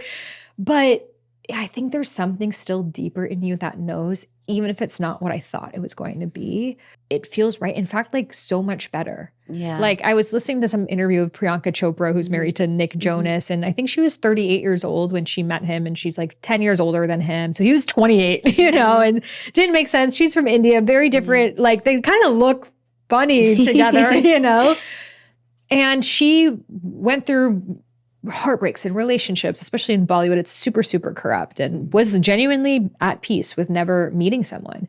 And thank Goddess for that. Because when she met him, the way that he sees her and loves her and supports her, it's like a love that even when I was never their fans, them together made me become their fan. Because I'm like, it's so beautiful the way, and this guy's Nick Jonas, he's very famous, he's very well known, but like he sees her as his goddess. And thank Goddess she waited those X number of years. And for someone listening, it might be when you're 45, it might be when you're 65, but to just not settle energetically. Maybe you're settling on the height. Like I think Priyanka might be taller than him, or they're the same height, or settling on certain preferences you might have, but it's a body knowing. Yeah, absolutely. And also Sarah Blakely, who owns Spanx, that $1 billion company, she posted something the other day that I reposted. And I think she was like 35 when she met her or got married or met her husband, and then 37 when she had her first kid, something like that. And I do think we, again, have been so brainwashed and so lied to. But when you are meant to create something on this planet, I think you need to give it all your focus. So your relationship might just be a little bit later. And it's because you were meant to birth something that only you could bring to this realm. And if only you could bring it to this realm, it's going to require all your attention, all your energy. And I always think that's part of the reason that I have not met that person yet, because I have something I have to do first. And I know myself, and I know if they're there, I'm gonna be like, hi, what are you doing? And I'm gonna be in their face. So I really trust the process, because now I'm seeing evidence of it all the time. We need to stay focused. And I think because we want that devotion, relationships can sometimes be that great distractor. You have to trust your journey. And if you've had a calling in your heart since you were little, a lot of my friends and family, their big thing was marriage. Mine was I wanted to be Hannah Montana. So I knew, I was like, okay, I don't really understand what this means, but I knew I wanted to have an effect on amounts of people to help them get to somewhere else. And amazing hair. Obviously. And I think we have to recognize that. Maybe in this season, your soulmate isn't a person, but your business. Maybe in this season, your soulmate isn't a person, but your health. Maybe there's something else that needs to be looked at by you, and that has been maybe crying out to you and aching for you to pay it attention. And I think it's an opportunity to grow yourself and to give devotion to yourself in those seasons. Give yourself that energy. You'd be channeling it into someone else. Give it to yourself. Why not? Feed yourself. Put them on an energetic diet. So well said. And even for us to heal the parts of ourselves that self-abandon the moment we're in a relationship. That's like, we're in a relationship, never see my friends, never do anything, like disappear off the face of the earth, which I feel like naturally we women have the propensity to do, because historically we've taken on his life, his last name, his family, his everything. It was literally like your old life didn't exist. And now it's like, I don't feel God will actually introduce you to that person until you can hold yourself and not, highlight just the parts of you that he'll like. And, the things that you used to love to do don't feel important anymore. And you just go into wife mode right away. It's like, we need to also titrate that love. Like we need to let it drip over time. Otherwise, if we're giving him everything, there's nothing left to grow for either of us. And it's not even going to be fun for ourselves. And I also had this thought, I was living in Bali this year, and I was going to waterfalls and pottery classes and just doing all these things that I would have not done. And I had this realization of, I'm 34 years old. I am the oldest woman in my lineage to not be married and have children at this point. Because my mom had me when she was 28, and my grandma had her when she was 18, and it was all child marriages before then. And so I could feel my ancestors were cheering, girl, you're free. Run, play, explore, travel. We all did the marriage and kids thing. We've done this in the lineage. We haven't done what you're doing right now. And even though you really just want to be in love and, be melted and all that, we sometimes don't realize we are taking the lineage so much further ahead with this extra time. Doesn't mean it's not going to happen, but these extra couple of years, the things that we are doing are things that our grandmothers, it was their wildest dreams. My grandmother tells me, and had my mom when she was 18. She's like, when I thought about what I wanted to be when I got older, it was a psychologist, it was a healer, it was someone that helped people. I was always interested in herbs, but she had 4 kids. And she's like, I would be doing exactly what you're doing. You are literally living my dream. Girl, you're making me cry a little bit. I'm not Just gonna my lie. grandmother. And it's like, here I am spending all this energy into, am I going to meet my guy? Am I ever going to have a family? Am I ever going to this? And my grandma's like, I am just amazed to know that it is even possible for someone in my family. And it's like, we forget, like, our ancestors may have prayed for this. They were, nursing their children, but wondering, who could I have become? Yeah. And we are their living prayers. Girl, I'm having tears over here. I resonate with that so deeply. Yes, and yes, and yes. And I see in my family, and I go back as far as I can, but I see this codependency thing. And I had it so deeply in that 7-year relationship. And like, I'm just so proud of both of us and everyone who leaves that, because it's so hard. But it's like, I feel the same way. Like, I know my ancestors are so happy that I got out of that, because you get to have so much more on the other side, And it's like, I think for the first time in so long, I feel so many women choosing themselves instead of these relationships that we're just not happy in. I told you I cry every day. Same. I already cried on the podcast once today. You're going to make me cry again. Oh my God. I can't escape these tears. I'm taking the Sabrina Carpenter song too, literally, but it's coming out of my face. I'm just really proud of you, and I'm really proud of me, and I'm really proud of all of us who are, even if we're not ready to take action, we're contemplating it, and we're listening, and we're thinking. And it's the best gift you can give to yourself is to free yourself of what your ancestors couldn't, and know that they're behind you. They're helping you every step of the way. And when you feel alone, call out to them, because they will show themselves. They will really empower you. Ask them for momentum and ask them for energy. Ask them to mold your heart. I always ask God, please mold my heart so I want what's actually good for me versus what I think I want. Because obviously I don't understand anything of what I'm doing, but it changes things. And I felt my chest literally shift like this, almost like there was a vault. You'll feel the energetic shifts, and you will have enough energy to keep going. If there's any little itty bitty little whisper within you that thinks something's off, or you need more, or you need different, you have to listen to it. I know you did. I know I did. And now maybe we haven't manifested every single thing that we wanted in a love relationship, but I'm so much happier now. I feel so much more me than I've ever have in my whole entire life. I like myself now. I can say I love myself, and I feel devoted to myself. And when I was in those relationships, I did not even like myself. And I want to say it like this. I didn't like that version of myself, because I was constantly siphoning my energy and making myself smaller, people pleasing, no boundaries. And when you're so focused on them, first of all, where focus goes, energy flows. You do lose yourself, did it 100 million times. You end up resenting not just them, you end up resenting yourself. Because I think there's a part of us that just knows, girl, what are you doing? Get back up. You came here to experience your own energy. Why are you so focused on theirs? I think it's interesting. Language is interesting to me when people say, oh, you're so full of yourself. Shouldn't we be full of our own energy? Shouldn't you be so full of your own energy that everything that's meant for you finds you? Isn't that the most beautiful gift you can give to yourself and to your divine counterpart? They want to find you. They can't find you if you're in the dark, because you're not putting on your own light. And I think the first spark of our own light is saying no to less, so we can finally say yes to more. Ooh, I love that. Saying no to less, not sustaining ourselves on these breadcrumbs of love. And I think of our ancestors as like the love of the mother of, we've all been in these heartbreak portals where we're crying so much. You wake up in the morning, you're like, is this really my reality now? And you're praying for that love again. And you might even be praying for a specific person that you wish could happen.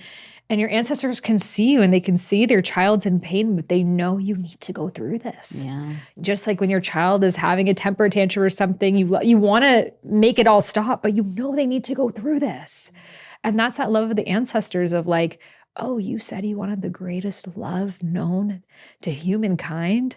Okay, there's a preparation for that. There's an initiation for that. And it's going to take you to the darkest edges of consciousness. It's going to take you to see things you would have never thought about before, of yourself, of your family, of the collective. And part of you will mourn for that innocence you used to have before it all, but you would rather see the full truth, see the snake and not be afraid of it, and dance with it and become one with it, because that's the only way we can be in real relationship. Otherwise, it's just illusionship.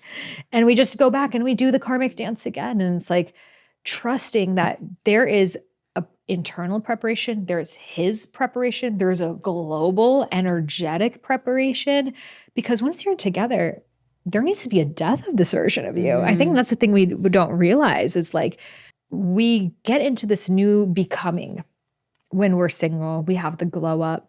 Once you meet that person, there is a death and it needs to happen. And sometimes spirit needs you to bask in this version of you for even longer, just for you to enjoy, just for certain things to really, I think, sit with you, like kind of like you said, the ice, like to really ferment in you.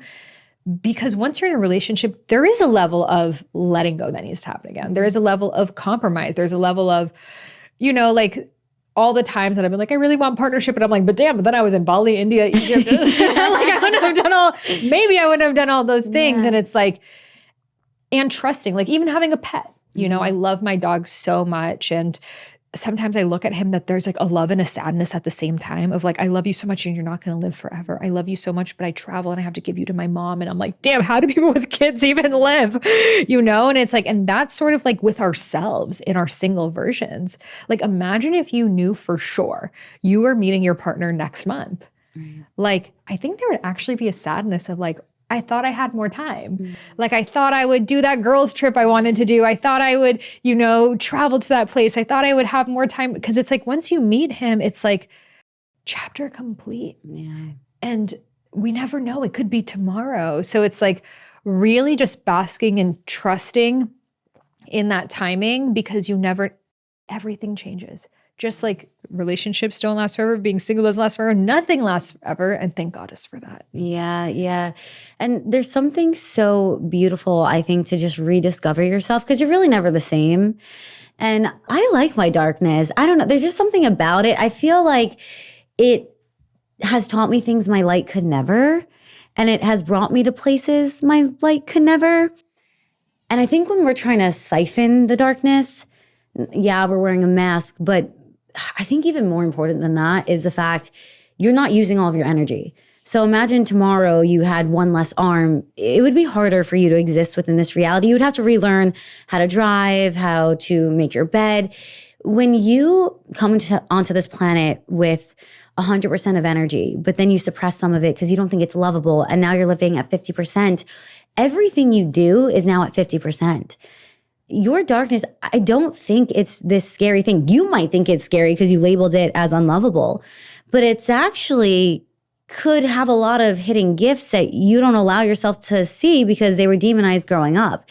It actually could be the thing that propels you into writing that song that becomes number one because you didn't want to look at that heartbreak. And I think, we realistically know all growth begins in darkness. A seed germinates in the dark, dark dirt. After every single night, there's a day. After darkness, after the void, always what comes after that is creation, is manifestation, is abundance. I think if we can get comfortable with that, and yeah, the shadow of loneliness, for me, I thought it was loneliness, but it actually was emptiness. I would kind of personify the divine, and I would assume that God was abandoning me because of my own anxious attachment. And when I felt the loneliness, it really was emptiness. I would feel like, oh, God's not here anymore. I don't feel him, or whatever this divine love energy is, and therefore it's not here. I think if we in the dark moment can instead say, show me that you're here. Show me that there's some divine current in my life that no matter what, no matter who, no matter when, you're always flowing through me. You're always there. If we can get that online, I think those dark seasons, yeah, they're still going to be dark because there's shit you got to look at, but you're going to feel like at least you have a raft. because that divine light is still going through you and you're not alone. And yes, you can call on ancestors, but you're also channeling this divine light, and that's never going to leave you. And I think when we personify the divine and think, oh, I got this conditional love from my parents, that must be how everything is here, and then not, the rug gets pulled out from underneath me. I think it's a very slippery slope. So well said. Well, this was such a beautiful, I know people listening to this are like nodding along. It's like the single girlies get it. It is, I think certain ones of us, we signed up to be on the sacred union timeline in this lifetime. And it's like, because we're all living the same life. Like we're all having the same, we're all going in the same corners of consciousness, and like that part. Oh yeah, that part. Like how are we all, it's quite interesting, you know? And I really believe our souls chose to be amongst the first ever to usher in sacred union. And I feel part of it is in our singledom to be open and to share about these things, because I think sometimes we just see people in the relationship and we're like, but what was it like single? What were the things that you were? And that's why I've been really open about my anxieties, my fears, my worries, my this, my that. And I don't know what it'll be like in a relationship. I told myself I'm not going to share, but I have no idea. But I do feel it is this powerful healing force that is needed in the collective. Shiva and Shakti. It's the thing that can create new life. It's the thing that can rebalance this like collective darkness that we are in, the men and women together fully in their power. And I do believe there is a war against it. And I do believe these demons come through in men trying to take us off path. I've definitely seen that happen. They'll like be your exact type and try to slip in, especially when you're reaching these new levels of like your dharma and your path. It's like, oh, this one little temptation, this one little thing. It's like, are you going to fall for that again? And it's like, damn, what a freaking video game this is, you know? And it's like, no, sir. I know for me, I think part of why my soul chose to have this podcast is once I say it out loud, I can't go back. So I'm like, damn, I just said all that. There is no way I can go back now. It holds you so accountable. It holds you so accountable. I always think about that. I'm like, damn it. Exactly. And once it's said, it is in stone, and there I have to be this version of myself forever. So we have to hold ourselves accountable to this conversation now. I know, because then the next week I go on my podcast, I'm like, guys. You can't. There's no going back. Like, this is embarrassing, but no, I totally believe it. And I want to say I actually know it. I feel it very deeply. And someone or some of us, a group of us, have to have faith that it is possible. We'll manifest it and then show everyone else. Like it just like we have with our careers and our dharmas and you being like professional intuitives and mystics, like in this day and age, and like looking amazing while doing it. That's why I loved your Instagram. I was like, this girl, she's shining and sparkly and she's wise as fuck. I'm into that. And it's like, if we made this our reality, that our old version of ourselves would have been dreaming about. Like I found my notes out from 10 years ago and it was like, my dad disapproves of my path, but I know I need to do it. Imagine if I listened to my dad and just got a normal job and just gave up on it all. And it reminded me of today. Imagine if I give up on sacred union and I just say, you know what? Everyone's in a shitty relationship. It just is what it is.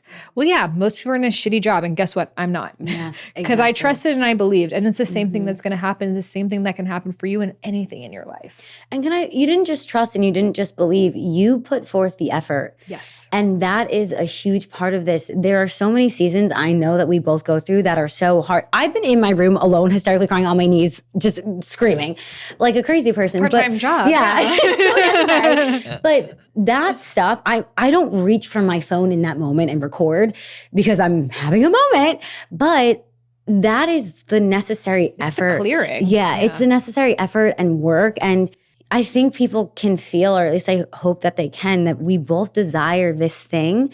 We're not just trusting in it, but we're also cutting away the extra layers that don't align with what it is we really want.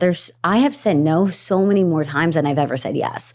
I've had to go look at things in my childhood that were so painful. So like I would have never done that level of shadow work had it not been for the potential of this incredible love that I know my soul knew what a lover girl I was. I was like, that's the thing that's going to get her to do it. And I thank Goddess for that, because whatever happens, even if the love never happens, at least I did that inner work that has made me become so much more free. And like you said, this version of myself that I am so in love with. And I really believe we are the loves we've been waiting for. It's our own becoming. Oh, yeah. And that's what I was just thinking. Really, you've cultivated a divine union within the self. So if I get divine union just within myself, at least I got that. And at least I don't have to go to sleep every single night thinking, I don't want to be here, because I did that and I did not like that feeling at all. And I did have that moment where I said to myself, yeah, I'd rather just be alone. I really rather just be in my own energy. I have enough time now that I created someone I actually like. I don't mind spending time with her. I like it. And so if all that I get is an inner divine union, I can die happy. Yes, I'm okay. I'm okay. Because here's the thing, even in a relationship, you're still going to be spending most of your time by yourself. Yeah. You were always going to be you 100% of the time. Yeah. So there's no escaping that. It's not like a relationship is like, I don't have to be me anymore. I'm just being fucked all the time. It's not like that, And so I think we forget that of like, I'm going to do this inner work until I find the relationship. And let's be real, like even in a relationship, like first of all, we never know if it's going to last forever. And that's okay. But also women outlive men. Mm-hmm. That like, even if you meet someone, most likely if you're around the same age or he's older, there's going to be years of your life that you're by yourself. And I feel like we need to just become comfortable in our aloneness. Because no matter what, it's like you're born alone, you die alone. Of course, you have incredible community, friends, all these incredible things that show you parts of yourself, but then they leave. Like I remember that first year of being single for me, when I was by myself, I would cry constantly. And so I didn't want to be alone. I would have friends come stay with me for weeks. And I was like, how do people live by themselves? How did people do COVID by themselves? They must have just been crying constantly. Well, it's just because I had a lot of sadness I needed to transmute. Because now I'm by myself all the time and I actually don't. It's interesting because in Bali, especially, I didn't cry for so long. I was like, I thought crying was like my part-time job. What happened here? And it was just like, I didn't need to. I cried all of those tears that felt never ending, but eventually they did. And now I'm by myself and it feels very peaceful, neutral, calm. And I think you said your breakup was a year ago. Yeah. Yeah. Mm-hmm. And so I noticed, like, I feel first year is like shadow work, it's all of those things. Second year for me was like, okay, like incubating in this new becoming, like, who am I? Who's this new version of me? Like less mental process on figuring out the breakup and more on just, and that happened and who am I?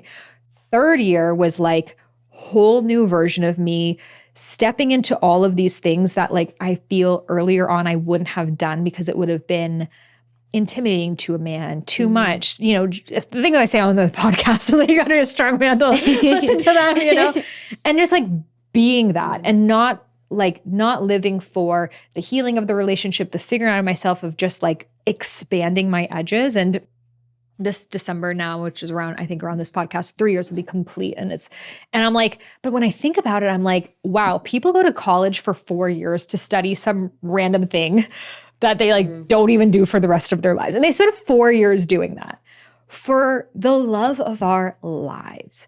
Why do we think spending, like if someone told me at the beginning of this, you're going to be single for 4 years, I would have been like, no, please, not me. I can't do it. Throw me anyone, and now I'm like, wait, of course, because the level of love that I desire, that I'm a love devotee for. If I spend 4 years studying international relations, which I've literally done nothing with, like 4 years for like truly understanding the depths of love, hell yeah, sign me up for that. And, and it's interesting because then they find like a podcast guest who was here. She was single until she was, I want to say 48, 50. Mm-hmm. And she just completely made peace with, I'm not meant to be in a relationship. And she would do these 3-month silent retreats. Whoa. Like go in silence for 3 months, no phone, no text, no one's in contact with her. I'm like, is that what happens when women stay single longer? We're like, I'm just going to go even more crazy, just become a nun. Yeah, she was a monk. She was on the monk path, but she loved it. And she was so at peace with herself that 3 months, and she wasn't crying. She was just at total like samadhi with herself. And then she met this person and she was like, you know what? I do 3 months in silence twice a year. He's like, tell me more about that. Mm-hmm. And they ended up getting married. And he's so accepting of this version of her who she would have met. And then she actually became both a Buddhist and Tantra teacher and weaves them together. And it's like, And she's so bright, vibrant, sparkly. I feel like when you're older, you'll have a similar energy to her. Like I felt her vibes, and I'll link her name's Dr. Cheryl Shaw. And I share that because beautiful things often take time. And we don't understand the tapestry. It's like a Christmas tree. Like it needed to be that decoration there. And if you put too much, it'll fall over.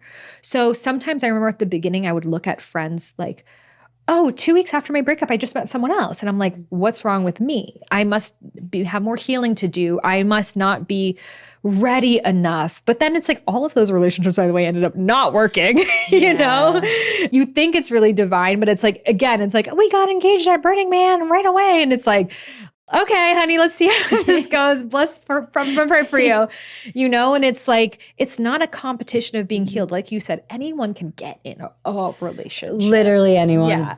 But it's like truly being met by the divine. It's like, I will actually wait 10,000 lifetimes to know what that level of love is. Absolutely. Because I even think about it. You walk on a street long enough, male attention is not hard to get. It's really not. And if you didn't get it yet, just keep walking. You'll find it. Go by a construction site. Yeah, you'll get it. I think that we have to recognize that should not be our priority. It's not that fulfilling. And it's easy He to liked get. your story. Great. Is he texting you? Is he making a plan? Is he like, we give so much of ourselves to these things. Yeah, because we pedestal them. And I think we idolize relationship. And I don't want to worship anything that's not within myself. And it's just not worth it to me. And if I think about how diamonds are rare, so they're really expensive. Divine union is rare. It's going to be energetically expensive. Put in the work. This male attention from Jim and Bob, who cares? It's the easiest thing to get. It's not that interesting. Why are you idolizing it and then giving them your body? It's not interesting. It's not that rare. It's not that cool. I'd rather have that thing that's, whoa, no one has that, or most people don't have that. Let me pay up. Let me do the work so that I can come into alignment with it.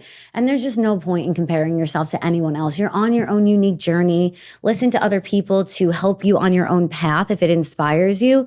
But it does not matter what other people are doing. It matters that you can surrender to your own divine design, your own path, your own dharma, your own creation, and take the road that you are meant to travel. Regardless if more people are on it, less people are on it, who cares? The one that's meant for you, just find that one and go down that one. Yeah, like I had this realization of when I think about my ideal partner, he's not texting random girls he hasn't met.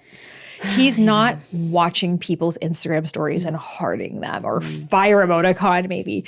I hope he doesn't have Instagram. Yes. You know? Like, that would be hot as fuck. Like I don't want someone who's doing what I do, ideally. So then why am I giving this person so much attention, so much of my, I think it's like when I really tune into the times I've been like that, it's like, it made me just feel. And as the feminine, I think we just love to feel that it's like, even though I know it doesn't mean anything, it's like I feel a little bit more desired. And sometimes it's hard in long periods of time when you're single. It's like you forget, like, do people even like me? I don't even know how to flirt. Like, but it's like, I just think that's a phase of life we go through. And then when it's beyond that, it's like, okay, cute. Crushes are for kids. I've never seen a relationship actually work. He was my crush that I really was following and I really liked for a long time. And then all of a sudden, it's like, you're going to end up in a Justin Bieber, Hailey situation, which again, I don't know them personally. Their real life situation could be totally different. I'm just going to use how people have personified this story of like, she always pedestaled him. She always had a crush on him. He was her childhood crush when they first met. He wasn't paying attention. She really liked him.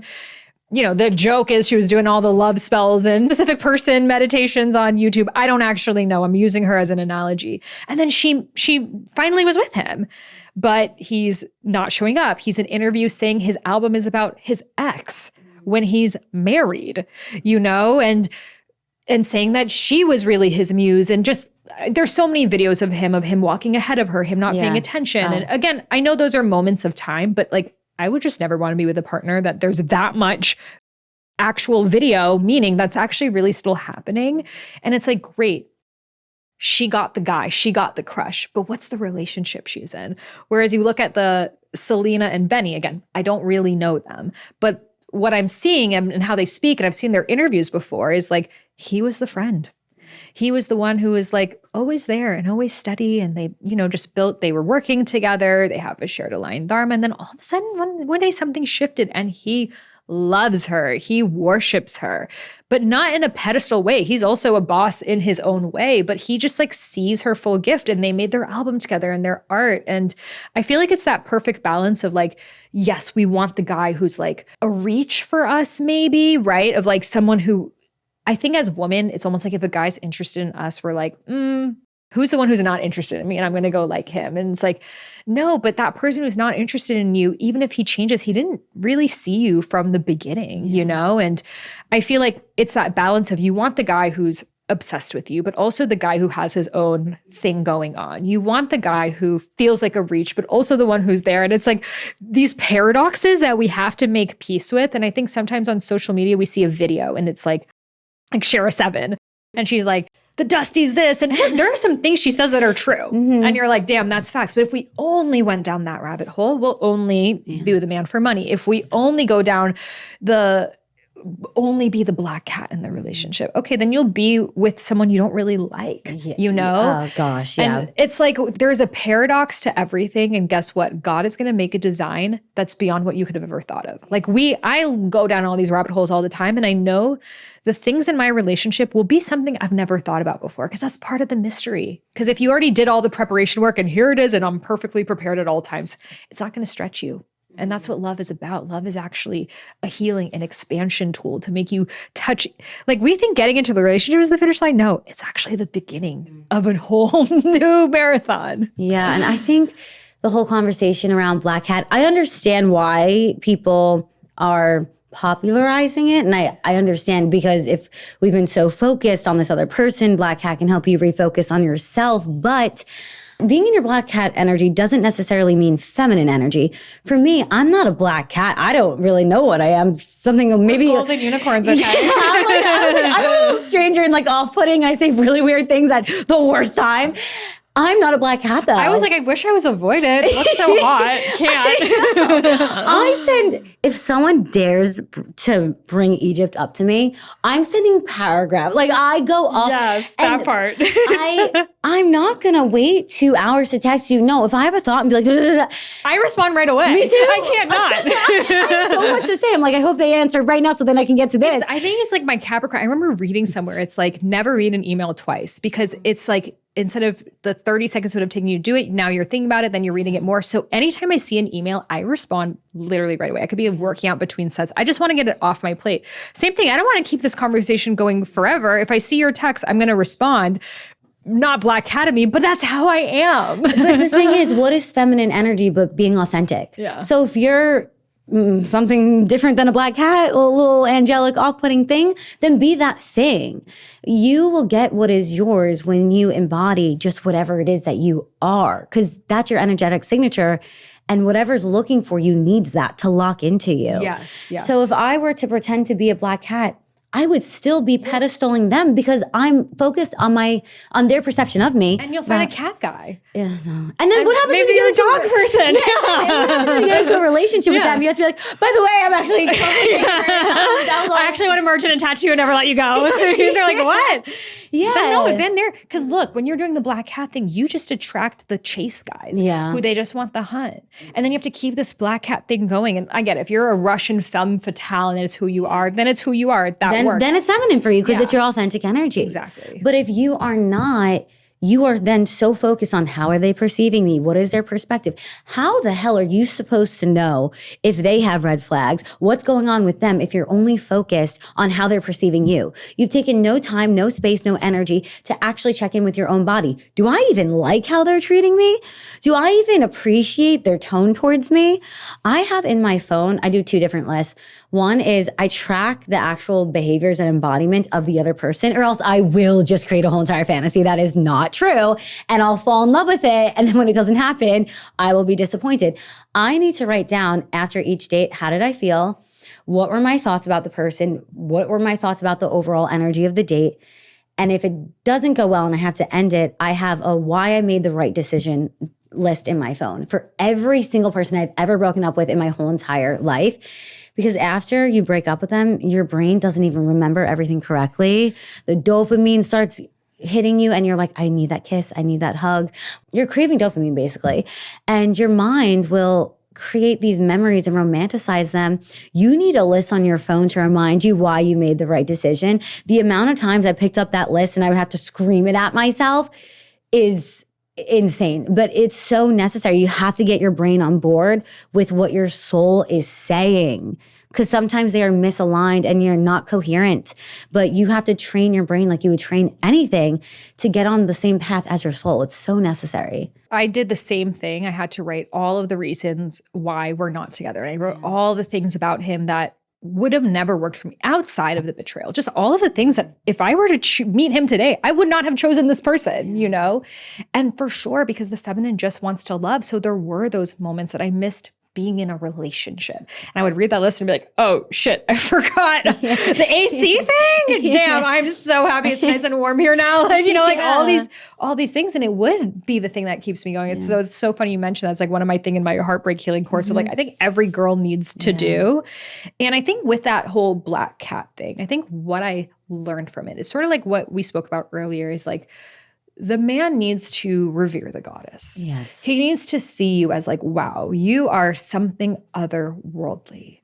You are something to be protected. You are something to be cherished. You are something to be adored. And it is kind of like a pedestalization, but not in a you are better than me. But like if you think about the statues of the goddess, they're not on the floor. They are raised up.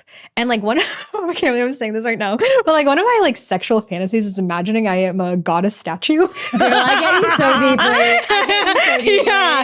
With these like voluptuous breasts and stuff. And I'm just like, it turns me on so much to like be that like a worship king. Yeah. And like girl. That, like, I mean, that's what the breasts are. They're like here to be worshipped, you know? And so it's like, I think there is something innate in feminine and masculine sexuality that like feminine sexuality comes online when we are paid attention to, cherished, loved, kissed. Like we need that extra time that the masculine doesn't. There is a design to that. So the masculine does need to feel like, oh my God, like she is the most incredible woman I've ever seen in my entire life. And I don't know how my life could be without her. And I'm willing to do anything to be with her because the man needs to do a lot of shadow work to rise into it. We're doing that shadow work all the time. Whereas the feminine, what we need, because we pedestal very, very naturally. Whereas men, it's so crazy. Like I've asked guys, like, so when you start talking to someone, are you like feeling all the feels? Or are you like thinking about your future? They're like, no. And it's an interesting quote I heard that's like, women start men at 100. We're like, I met him. The perfect guy. He's this, he's that. Like we put him at 100 and then we start to get to know him. Yeah. And he gets 90, 80, 70, 60, 50. Men start us at 0. They're like, oh yeah, I'm talking to this girl. Nah, it's another girl. Then they get to know us. They're like, oh, you're actually kind of cool. Oh, you're actually kind of smart. You're actually kind of interesting. And they start to like grow in love with us. Whereas we're like, oh, I found him. Yeah. Oh, fuck, you're not him. And so isn't it, in a way, that's kind of pure of the man, that he's really getting to know us. Yeah. You know? I always have to tell myself a crush is just a lack of information. You know about it. Okay, lover girls unite. That's why the situationship is the hardest one to get over because it never went sour. So you're just like those 2-3 dates, you're like, oh, what could have been? Whereas like the real 7-year relationship, you're like, and I saw what it could have been. I just also think, you know, when you exist in a higher vibration, you're able to see who that person could be without the addiction, without the coping mechanisms, without the porn. And that's not who's actually showing up. Yeah, that's a potential that they could incarnate through, but that's not what's online for them right now. So you have to make peace. You might have created a fantasy. All right, that just means you're in love with your own mind. You're not actually in love with them. You're in love with what you created. I started writing romanticises.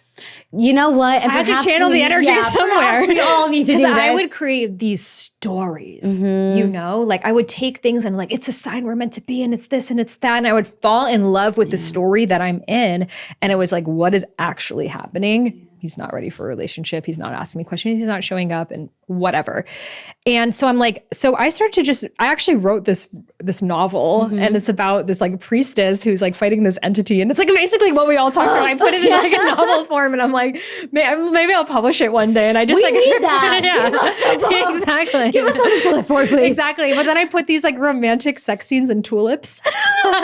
Girl. I'm like, I want to be fucked in a tulip. That sounds amazing. We need this from you. Exactly. Please, Next book, guys. But the book I'm writing right now is like the feminine become an initiation and it's like the preparation. But then it's like, yes, after the preparation, we can be in flower fields being fudge open to God. Yes, honestly, it's just so true. It is truly learning to appreciate the masculine within ourselves before we do it to some other human that we honestly, we don't know. Yes. And it's a gift to ourselves to give ourselves the time to get to know them, to allow it to be a slow burn so we can see clearly.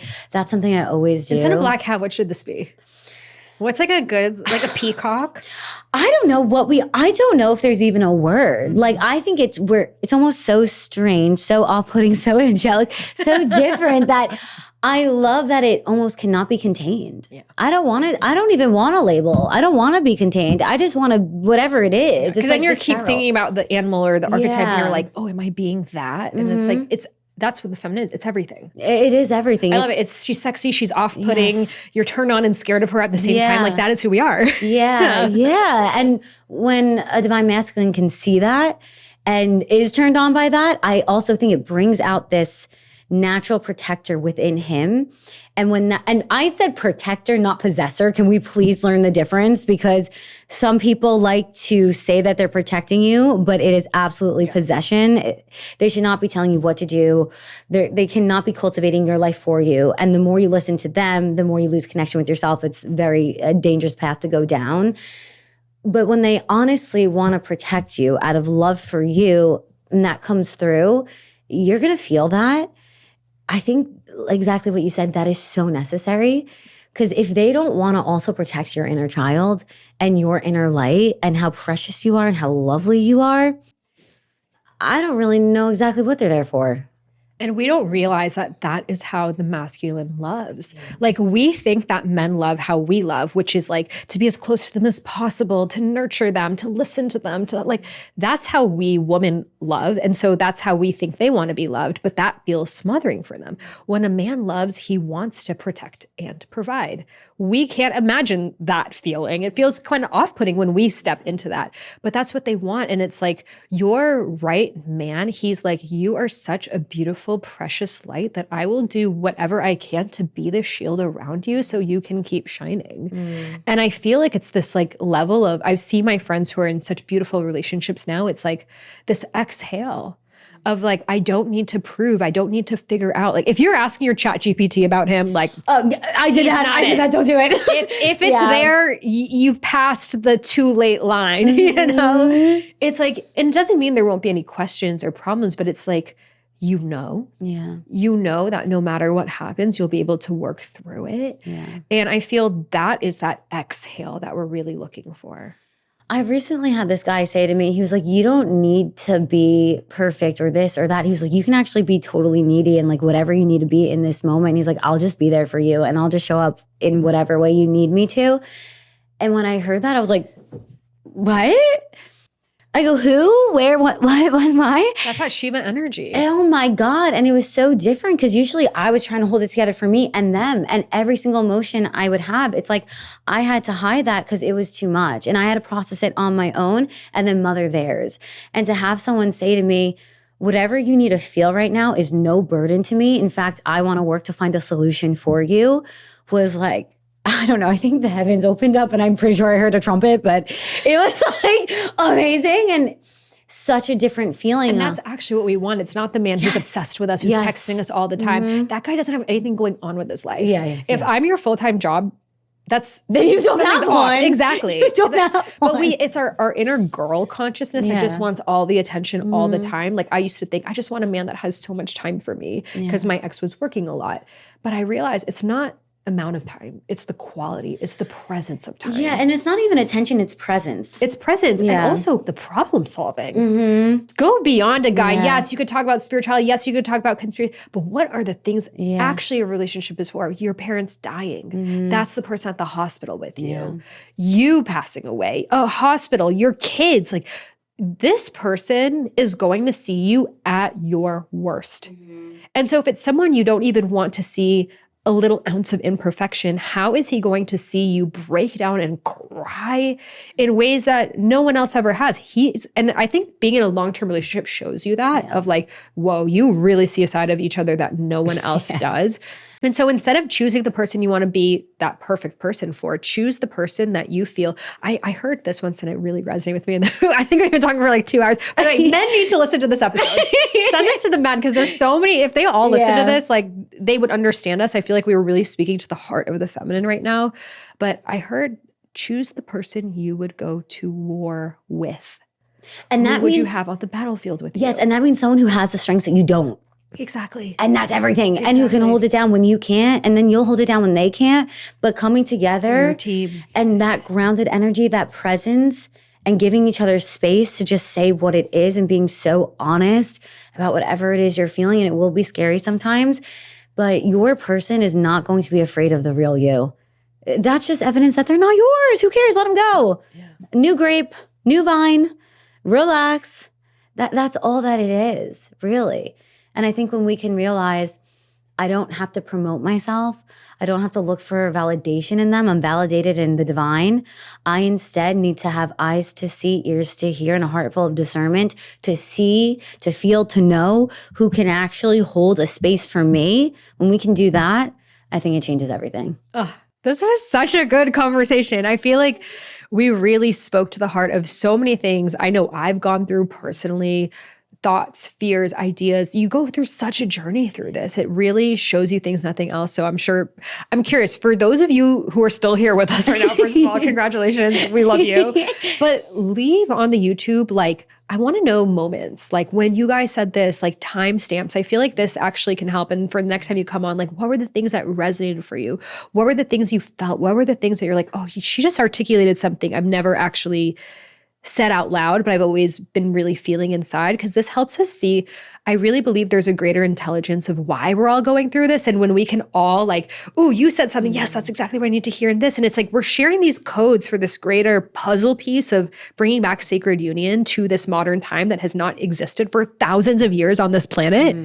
It is really big work that we're doing. And so let's exchange notes, share this with your friends, your single friends, your friends in relationships, your heartbroken friends. Like, I think we're all really going through this right now, and it gives us hope. And I mean, who knows? Next time you come on, it's like, we've met the partner that happened, right? We just need to say everything right on this podcast. Who knows? Trust. But to come back in whatever iteration that we're in, and I trust there's so many little seeds in here that it's like, oh my God, that thread, it led me to this thing. So share in the comments what resonated. Share this with your friends. There's so many incredible conversations you can have. Put it in the group text. Say, we all need to listen to this. We've been over-analyzing each other's partners and stuff. Let's actually bring in a broader perspective here, because I guarantee you there are some massive nuggets here. So CiiCii, thank you so much for being on. This has been so incredible. Where can listeners connect with you and book one of your readings? They can find me on Instagram at Vibin with CiiCii. It's VIBIN with CiiCii. I have a podcast, That Bitch is Positive, Babe in True Connection with Herself. And I just want to say thank you so much for having me on. I really believe this is such important work. And I want to thank everyone who's listening, that they're willing to go the extra mile. If you're still listening, that means that there's something within you that knows that you're destined for divine union. And it's not that your destiny is a sort of relationship. It's a sort of recognition of self and this overall energetic universe. Go for it. Give yourself the energetic permission slip and just go for it. Well, thank you so much. You articulated so many things I have felt so beautifully. So thank you for being such a pure channel. Thank you all so much for listening. I'm so curious your thoughts. Be sure to subscribe to this podcast for future episodes, and I'll see you in the next one. Trust your intuition, trust your inner wisdom, trust your inner guidance. Close your eyes and listen. Surrender, let go. So trust your intuition, trust your inner wisdom, trust your inner guidance. Close your eyes and listen.